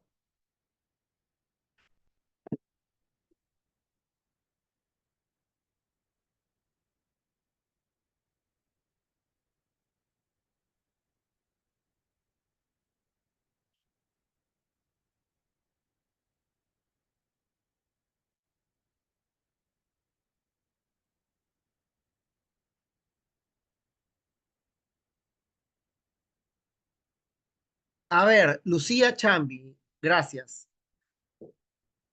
Uno más consecuencia que el otro por igual falta o sanción para el profesor de religión. Gracias, Lucía. Efectivamente, un profesor de religión enseña que hay un Dios y como tal no puede enseñar ateísmo. Es como que un profesor de filosofía lleve un polo que, o diga que el conocimiento no es valioso, ¿no? O que como que un médico de, no quiero ahorita faltarle el respeto a nadie que por ahí tenga otras creencias, pero por ejemplo muchas veces dicen, no, te vamos a alinear los chakras, te falta tu alineación de chakras, ¿no? O no, te tienen que leer el tarot una bruja, tienen que pasar el cuy. Ok, eso es muy perfecto para alguien que se dedique a eso. Pero imaginemos que vamos al médico, al traumatólogo, y en lugar de que me saque una ecografía o me recete un medicamento o pida análisis para en base a esos medicamentos, perdón, esos análisis, recetarme un medicamento, me diga, no, no, te vamos a alinear las chakras, Iván. ¿Qué? No, tú estás estresado, seguro tienes envidia, pues te voy a leer el tarot. No, no, no funciona así, ¿no? Entonces, como Lucía agrega, y me parece bien, la inconsecuencia no es consecuente que alguien que enseñe religión lleve un polo. Ahora, el tema de los tatuajes, lo he puesto ahí, es muy importante porque los tatuajes no son ni buenos ni malos ya en estas alturas del partido de la sociedad, porque les cuento, hace como muchos años los tatuajes los usaban los marineros o las personas que estuvieron en cárcel, personas que eran ladrones y que tenían tatuajes inclusive en las manos, ¿no? Con códigos o todo ello, o en pandillas. Pero ahora hay personas que usan tatuajes que son profesionales. Yo tengo un amigo abogado que justo vive en Cusco y tiene todo el brazo tatuado, ¿no? Lo tiene ahí, en algún momento será notario, ve temas notariales, registrales, pero está tatuado. Y bueno, él a veces en verano usaba manga corta, pero cuando trabajaba para el Estado le decía no, y usa, usa camisa manga larga, o le decían, yo ahorita tengo más o menos un poco de barba, pero él tenía el triple, el cuádruple. Le decían, oye, córtate la barba, que pareces náufrago.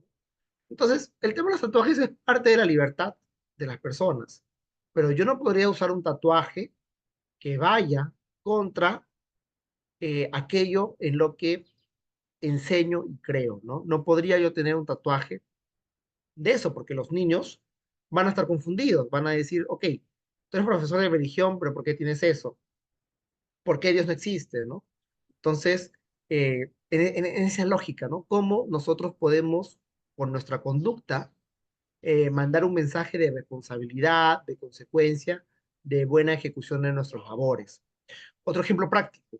¿Qué pasa si yo voy a una citación en la fiscalía, como me ha tocado ir, y eh, voy en short, ¿no es cierto? En zapatillas, con mis medias, voy con mis zapatillas, ¿no? Con mis zapatillas de pichanga, ¿no?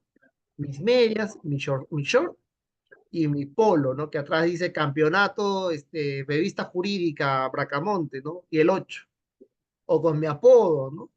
No le voy a decir mi apodo. Entonces, y no voy tampoco con mi carnet de abogado, ¿no? No lo olvidé, tengo mi DNI, soy abogado, ¿no? Y no solo eso, llego eh, 10 minutos después. Entonces ustedes dirán, oye, pero y doctor, me está poniendo un ejemplo bien jalado a los pelos, ¿no? ¿Quién va a hacer eso, no? Bueno, eso evidentemente es materia de estudio, ¿no? No voy a insultar su inteligencia de si no me dejan entrar a la fiscalía y defender a mi cliente por eso, ¿no? Pero si hubo un caso, y eso es muy importante, del caso Telmo. ¿Ah? ¿Alguien se acuerda del caso Telmo, de un practicante hace algunos años?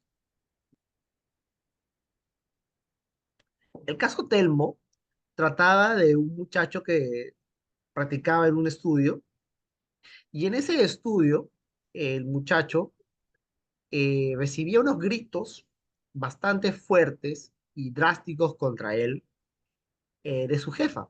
Su jefa era una mujer, una abogada ya con 10 15 años de experiencia, y él era practicante de una universidad privada. Entonces, no voy a decir los improperios, pero le decían, oye, fulano reemplácenlo por un insulto, se refería a su poca inteligencia, a su supuesta poca inteligencia. Ya te he dicho, ya, que tú tienes que resaltar bien. El verde es para lo importante, lo amarillo es para lo menos importante.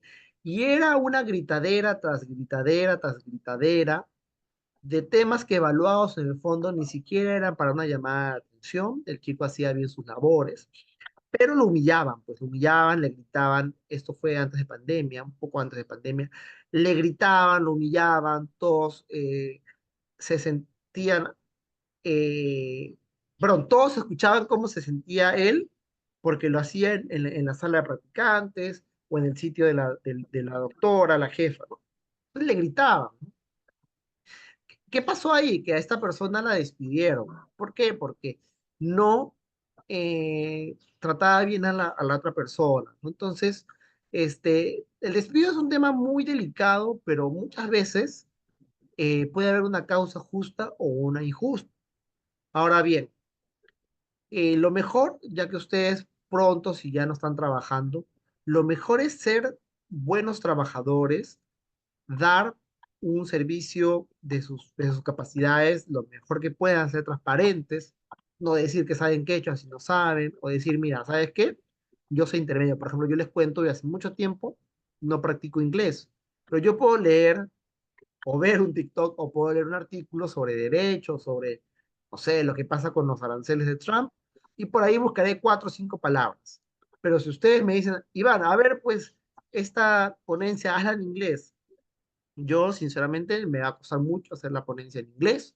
Yo para esta ponencia me he preparado, he repasado, pero no he estado pues 5 días estudiando porque ya la práctica profesional me da cierto espacio. Entonces, siempre ser sinceros con las capacidades, También es muy importante las apariencias, no en el sentido de que pertenezcan a un club o que vistan ropa de ropa cara, pero si ustedes van a ser contadores, abogados, vistan formal. Si ustedes van a ser más bien personas de oficios, vistan con el uniforme de la empresa. Si ustedes tienen que usar un uniforme y unos guantes que les da calor, que les molesta, pero son los guantes para la seguridad y salud, hagan, usen.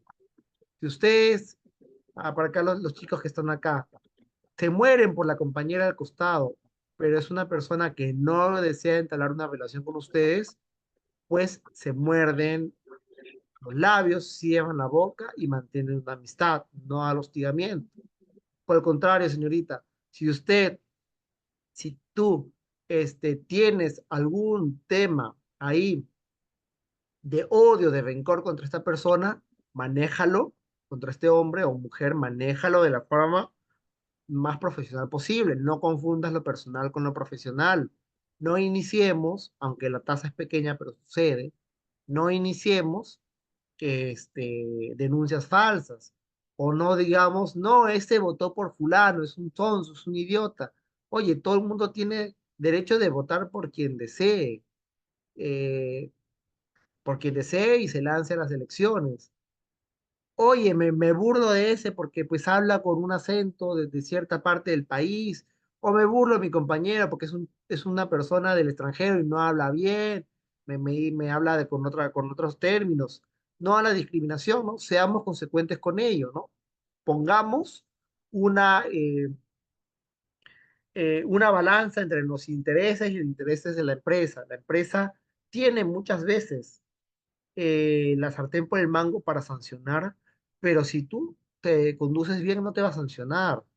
Ahora bien, evidentemente hay muchas injusticias, ¿no? Por ejemplo, en el caso de la persona contadora que llega ebria, no la vas a despedir en la primera, pero tampoco o sea, mínimo una amonestación escrita, un memo. El despido es la última causa. Eh, la última ratio, la última posibilidad de sanción. Hay amonestaciones escritas, memos, dos, tres memos, ¿no es cierto? El despido, salvo que sea el caso de la persona que entra a trabajar. Imagínense que entra a trabajar y al amigo, pues, le da su sencillo para que lo deje ingresar a manejar el volquete. Imaginemos que sin que pase una catástrofe, alguien maneje un volquete, ¿no? Imaginemos ese médico que en lugar de mandarme a hacer análisis en la clínica, ¿no es cierto?, me dice que me alinee mis chakras. Y a mí me han golpeado, tengo hematomas, como les digo, no quiero ofender, quizás alguien aquí cree en la alineación de chakras, es totalmente válido, pero si a mí me han golpeado, necesito eh, estos medicamentos que aminoran el dolor, ¿no es cierto? Si yo tengo una alergia, necesito antihistamínicos, ¿no? Entonces, eso es importante tenerlo en cuenta, tenerlo en consideración. El despido por causa justa no da lugar a una demanda fundada por judicial, nos va a eh, chotear esa demanda. Exactamente, Lucía, gracias. El contador que ha ido ebrio a trabajar, que se retire ese día a descansar, ¿no? Efectivamente, que se retire a descansar. ¿Por qué? Porque no va a poder hacer este, no va a poder hacer sus labores de manera correcta, ¿no? No tenemos acá, disculpen que yo soy medio boomer, medio mayor, he puesto de sorpresa, pero a su comentario le quiero dar un like, un me gusta. ¿Por qué? Porque esa persona ebria quizás puede buscarle pelea a sus compañeros, ¿no es cierto? Puede hacer mal sus labores, ¿no es cierto? Y evidentemente se le debe hacer ese descuento por ese día, ¿no? Ahora, ¿qué pasa con una persona que ha cometido una falta, pero no es tan grave, ¿no? Pongamos, por ejemplo, que yo tengo que hacer unos informes y presentar una demanda siempre y tengo fecha hasta el 12. Pero yo digo, doctor o doctora, deme hasta el 13, pues yo lo estoy haciendo muy bien, deme chance hasta el 13, pues, ¿no? Y ya lo termino el 3, pero el cliente ya preguntó el 12. El jefe que se comunica directamente con el cliente y dice, no, ¿sabes qué? Está en elaboración, ¿no? Llega el 13 y lo presento y está muy bien. Pero ¿qué pasa si pasó del 12 al 13 y llega al 14? Ojo que aquí nosotros manejamos los abogados fechas de vencimiento. Ojo que vence el 19, ¿ah? Pero yo lo presento el 13, lo presento el 14, hay incomodidad del cliente, pero a veces el cliente dice, bueno, ¿sabe qué?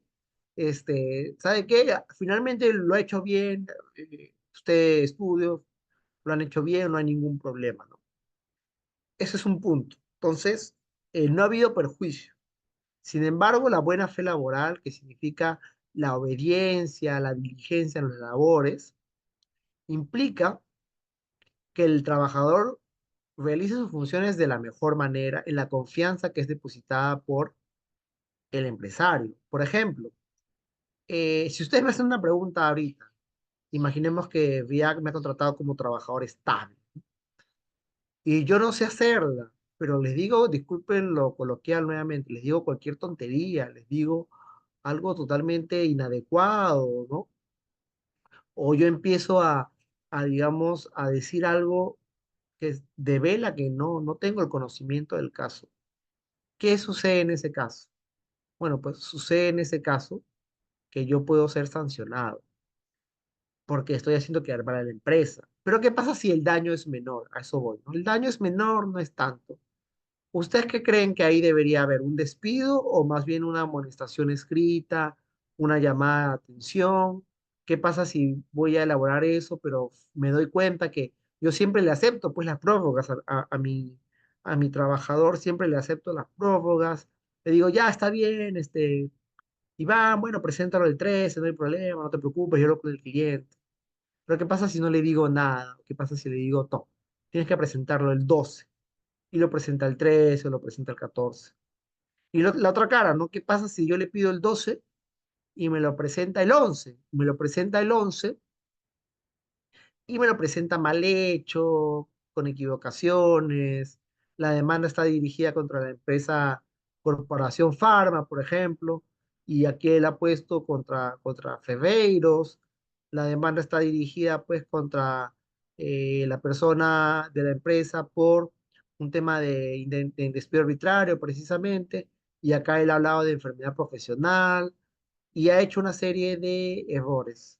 Esto no es evidentemente una defensa de la procrastinación, pero a veces muchas personas se demoran un poquito más, ya sea porque lo hacen a última hora y son unos genios, unas luminarias, o ya sea porque lo han estado haciendo de manera constante, dosificada, y bueno, finalmente eh, lo entregan un poco luego, pero lo hacen bien.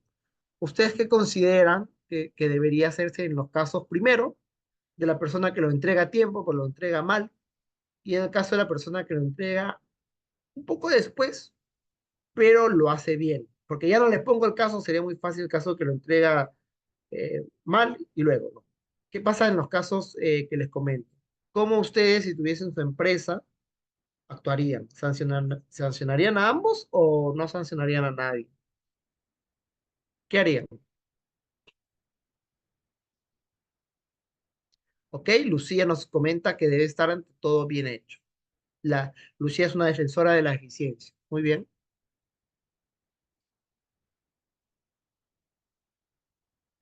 Bueno, la eficiencia, gracias Lucía nuevamente por tu participación. Si tú fueses trabajadora te felicitaría y nunca te sancionaría. La eficiencia es una virtud, porque si no estoy contradiciendo una fecha perentoria, una fecha de caducidad, y está bien hecho, perdón, beneficia al cliente. Por el contrario, perjudicaría que yo presente las cosas a tiempo, pero mal hechas, ¿no? Eso es muy importante. Todo en lo que es laboral tiene que ver del contexto. Entonces tenemos que ver el contexto, pero también se recomendaría que se le hable a esta persona y se le diga, oye, mira, Iván, alguien me diga, ¿no?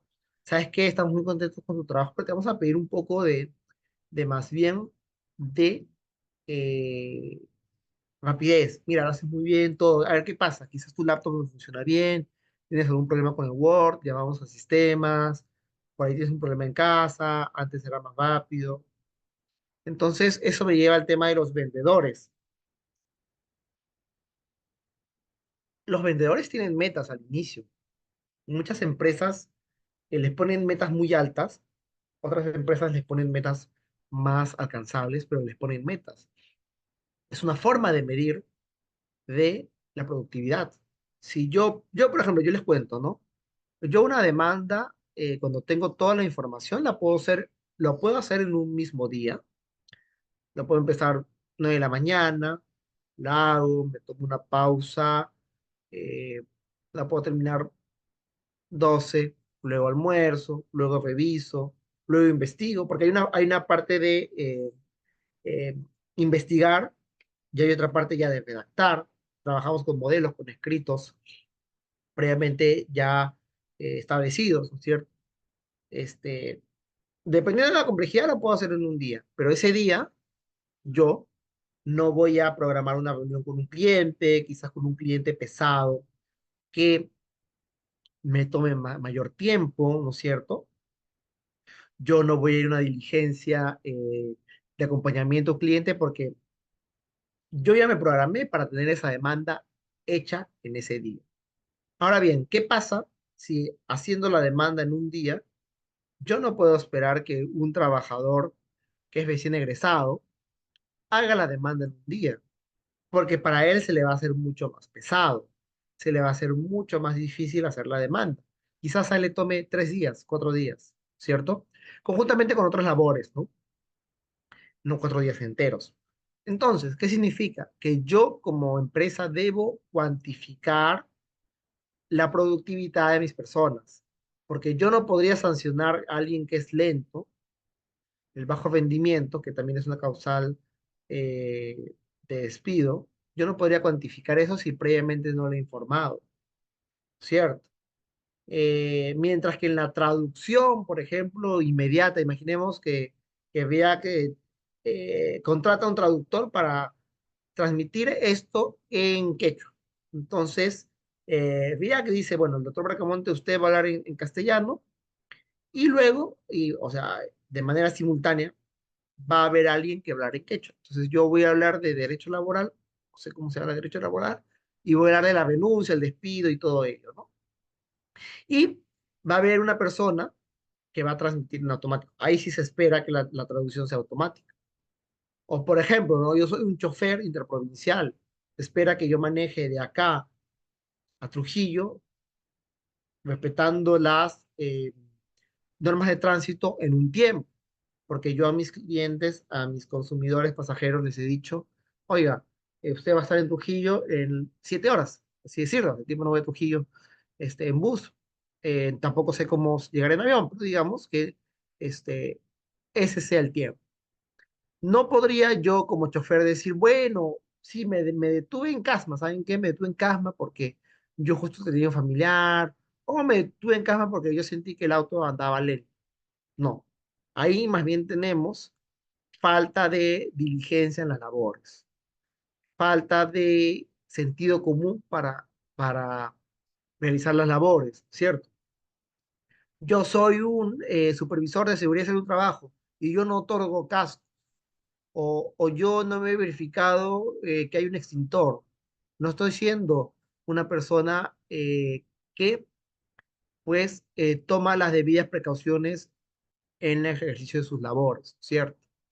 Entonces, y ya para concluir, el despido no es el cupo, el despido es una forma de determinar la relación laboral cuando una persona cometió una falta grave, una falta que debe estar acreditada a través de una carta de preaviso donde se le indique, usted no, en mi caso, no presentó la demanda a tiempo y caducó el derecho del trabajador a demandar, ¿cierto? Usted no le tomó la declaración usted trabajaba en un despacho y no tomó la declaración por violencia psicológica y no hizo el respectivo escrito para presentar a la fiscalía. Y nunca se presentó ese escrito y la clienta llega después de 2 semanas a ver el estado de su expediente y no hay nada. Y entonces habrá ante esa carta de preaviso una respuesta, los descargos del trabajador en 6 días naturales.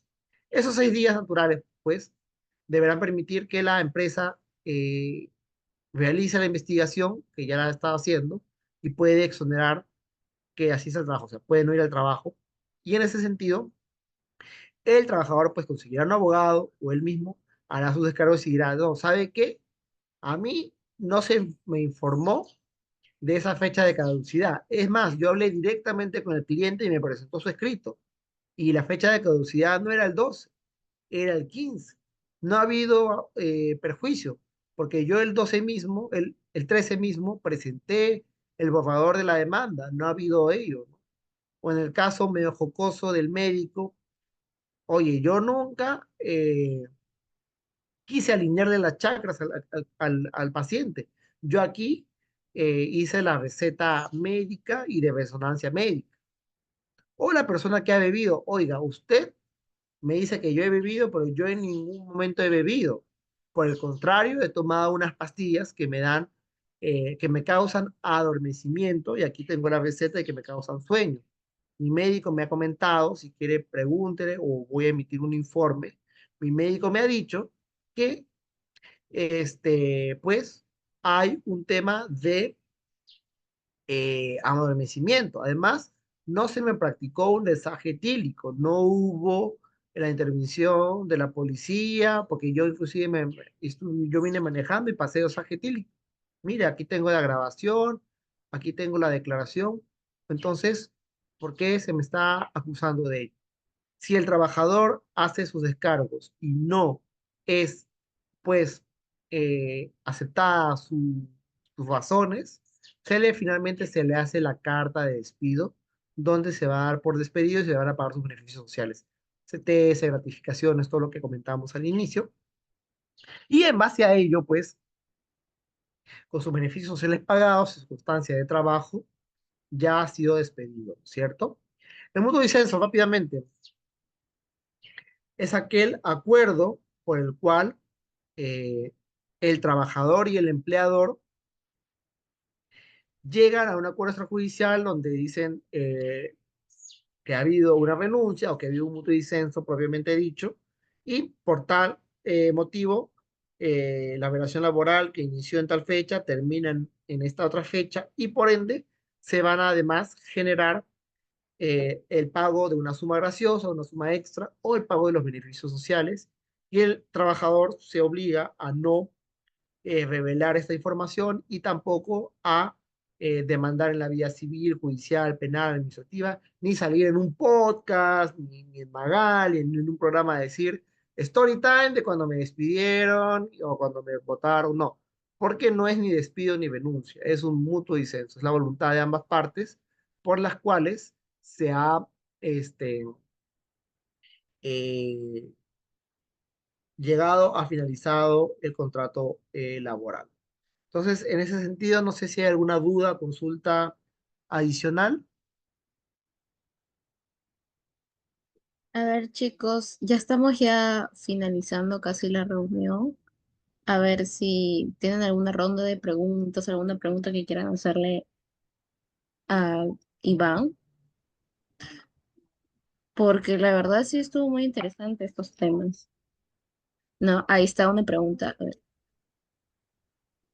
También, disculpa, he Sí, mandado al chat el link de asistencia, por favor, regístrense. eh, es sobre la charla del día de hoy.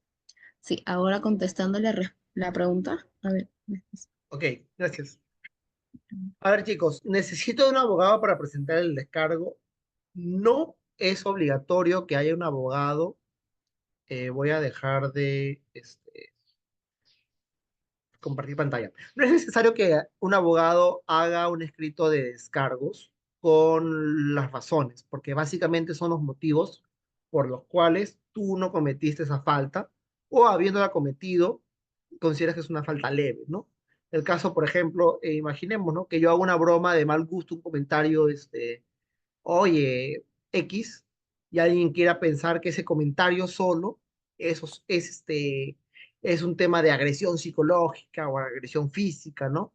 O imaginemos, ¿no? Que Abigail se moleste de, oye, ¿por qué has puesto a React de ejemplo? ¿Qué te pasa? Todavía que te invitamos, ¿no? Ese tipo de cosas, ¿no? Entonces, no es necesario que haya una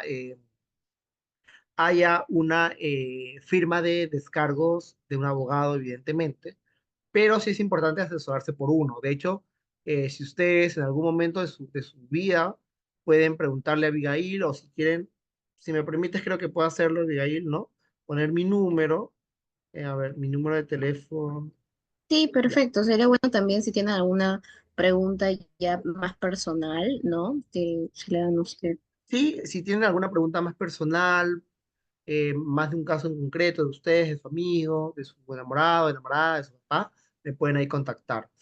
Entonces, no es necesario que haya un abogado que haga el descargo, pero se eh, sugiere bastante porque he visto casos donde nadie le contestó los descargos y bueno, se pudieron hacer de una mejor manera para defender a esta persona, ¿no? Ahí les he dejado mi número. Anderson Valderrama nos pregunta, para iniciar el proceso de despido, ¿es necesaria la carta de preaviso? Esta carta debe ser notarial o simple. Sí, Anderson, la carta de preaviso, como su nombre le indica, es anterior a la carta de despido y es obligatoria por la norma, por la ley de productividad y competitividad laboral, que se le dé el derecho de defensa a la persona, ¿no? Ya son 5 de la tarde, ustedes estarán por salir del trabajo, vamos a poner un ejemplo práctico, coloquial, y luego volvemos a lo legal y formal. Cuando ustedes tienen un amigo con el que no se llevan bien, que les pide plata prestado, que no respeta sus límites, sus enamoradas, su enamorada, que se va por otro lado de la relación, no los escucha, ¿no? Este, por cosas reales, no tonterías que le dio like a, no sé, a algo, ¿no? Eh, y ustedes le dicen, oye, ¿sabes qué? Quiero conversar contigo porque esta relación no va, de amigos, enamorados, ¿sabes qué? Esto no va. No, no te preocupes, voy a cambiar. Oye, no, no, eso en verdad no era así. Esa es la carta de previso, es como decirle, oye, ¿sabes qué?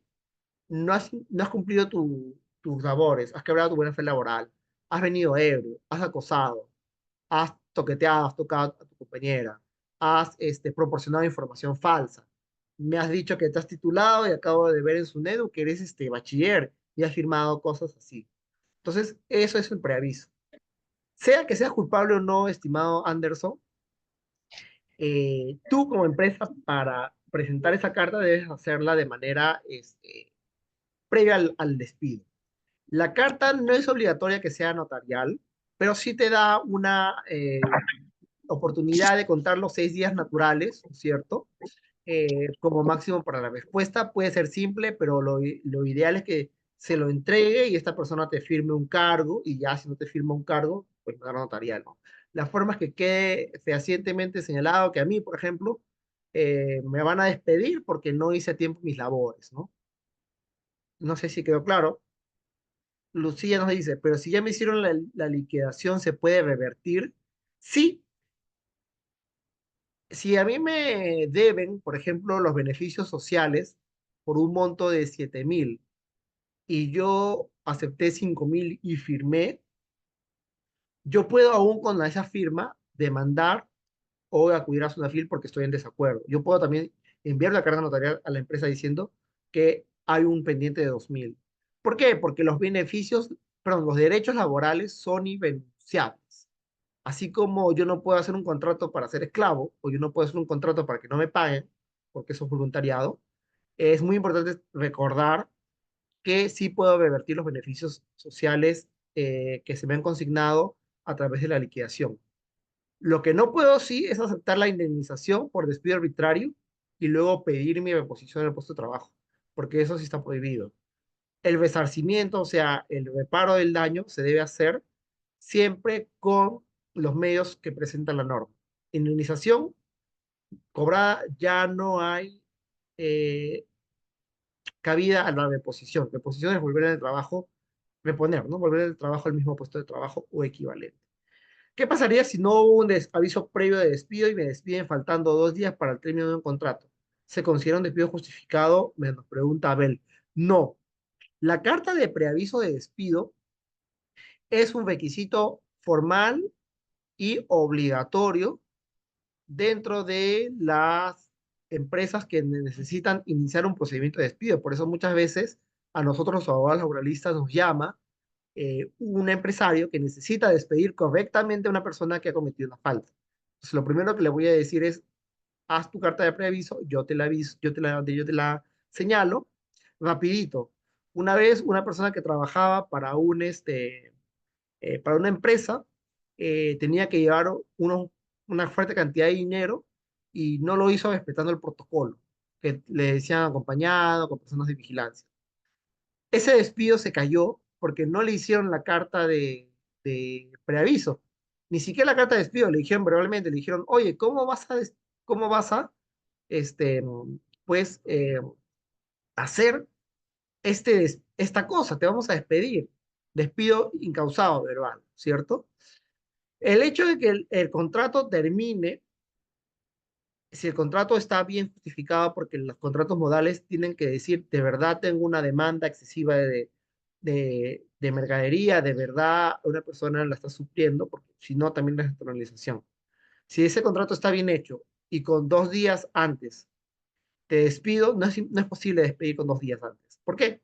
Porque el despido tiene que ser con la carta de preaviso 6 días antes, naturales, como máximo, perdón, como mínimo de fecha, y luego la carta de preaviso. Entonces, el preaviso nos permite despedir. Faltando 2 días, si no hay aviso previo, lo mejor sería para el empleador, si ese contrato está bien hecho, esperar simplemente la finalización de ese despido y por cortesía y digamos, por buenas prácticas, decirle, por si acaso, este, tu contrato vence de acá a 3 días, 2 días, una semana, sobre todo una semana, pues eh, tenemos que esperar tu informe y tu lista de pendientes, ¿no? Luego nos pregunta, ¿cómo puedo hacer para que consideren por las horas extra cuando es un trabajo remoto? Cuando es el trabajo remoto, los correos electrónicos, la adherencia, que es un término de recursos humanos, que significa que estás conectado en el sistema, y también señalar, pues, que se te ha pedido, porque claro, alguien dirá, bueno, yo quiero hacer horas extra, pues voy a empezar a mandar correos electrónicos a partir de las 7 de la noche, de algo que ya tenía listo para que me paguen. No, no funciona así. Las horas extra implican un trabajo continuo, permanente, luego de la hora de finalizada de la relación laboral, ¿cierto? Entonces, es a través de llamadas. Te llama tu jefe te llama finalizado imaginemos que yo trabajo, ¿no? Finalizado esto, yo ya me voy a las 5. Y mi jefe me llama a 5:30 y me empieza a hablar de un tema, de otro, me pide un informe y lo quiere el mismo día y lo presento a las 8 de la noche. Ahí estaríamos ante un tema de horas extra. Se pagan las 2 primeras horas extra, la hora más 25% y más 35% en la tercera. ¿Cómo se calculan las horas extra? Tenemos el sueldo entre 30 y luego entre 8. Ese es el valor de tu hora. Lucía Chambi, aplica también esta forma de defensa si yo trabajé 3 veces a la semana. Lucía, ahí hay que tomar en cuenta que si tu trabajo tiene como 24 horas como mínimo a la semana, eh, y trabajas más de 4 horas diarias o un promedio de 24, estamos ante un trabajo eh, trabajo a jornada completa. Si estás con menos horas de eso, recuerda, Lucía, lo que hicimos al inicio, contrato part-time. En el contrato part-time sí hay despido libre y no necesitas iniciar el procedimiento de despido con carta de preaviso y con carta de despido. Simplemente le comunicas a la persona que ya no labora más. Wood no dice, si el jefe quiere que trabaje el domingo, pero no quiere pagar por las horas extra, ¿puedo denunciarlo? Sí. Las horas extra, más que horas extra, es un tema del descanso. El descanso es obligatorio. Podríamos señalar que lo compensas con otra fecha, con otro día, pero lo puedes denunciar ante Indecopi. Perdón, antes una FIL, lo puedes denunciar antes una FIL. Y También puedes, yo antes que denunciar y todo eso, digo, prefiero hoy hablarlo, decirle, mira, esto que me estás proponiendo no me parece, no solamente no me parece, sino que no son buenas prácticas, esto no es legal. ¿Qué te parece si en caso las haga estas horas debas pagar? No, porque esa es tu responsabilidad, no, mira que ya se te va a vencer tu contrato, ahí sí ya puede ponerse uno a evaluar una demanda, porque a veces la persona puede lograr convencer al empresario de efectivamente que hay una negociación fructífera para ambos. Nos dice Lucía, porque piensa que es mi deber terminar el trabajo tal día. No, o sea, tu deber es terminar en los días laborados como tales, porque hay gente que, por ejemplo, les comento, no sé si han visto en restaurantes, que a veces atienden de martes a domingo. ¿Por qué? Porque el domingo a veces las familias que tienen el privilegio pueden darse el lujo de salir a comer a un restaurante y nadie cocina en casa, ¿cierto? Y el lunes, pues tú descansas. Entonces, si tu jornada y horario de trabajo por contrato incluye el domingo, pues no habría ningún problema, porque finalmente tu descanso semanal de 24 horas está para el día lunes. Pero si no trabajas el día, si no trabajas, pues el día domingo sí se generaría horas extras, ¿no? Entonces, ahí igual cualquier cosa, cualquier asunto, yo encantado de sin cobrarles, de absorberles alguna duda, consulta, y ya pues evidentemente evaluar una elaboración de una carta de denuncia o una carta de preaviso o iniciar un proceso o procedimiento ante SUNAFIL o el Poder Judicial, ya tendremos que conversar los honorarios, pero igual puedo asesorarles en algún tema, alguna consulta que haya surgido en esta conversación o que pueda surgir en su vida diaria de manera profesional. Gracias. Gracias, Iván, igual, a todos los que estén conectados ahorita con nosotros. Muchas gracias por habernos explicado mucho sobre el derecho laboral. La verdad fue muy bonito. Hasta a mí también me sorprendió algunas cosas que también tenía dudas.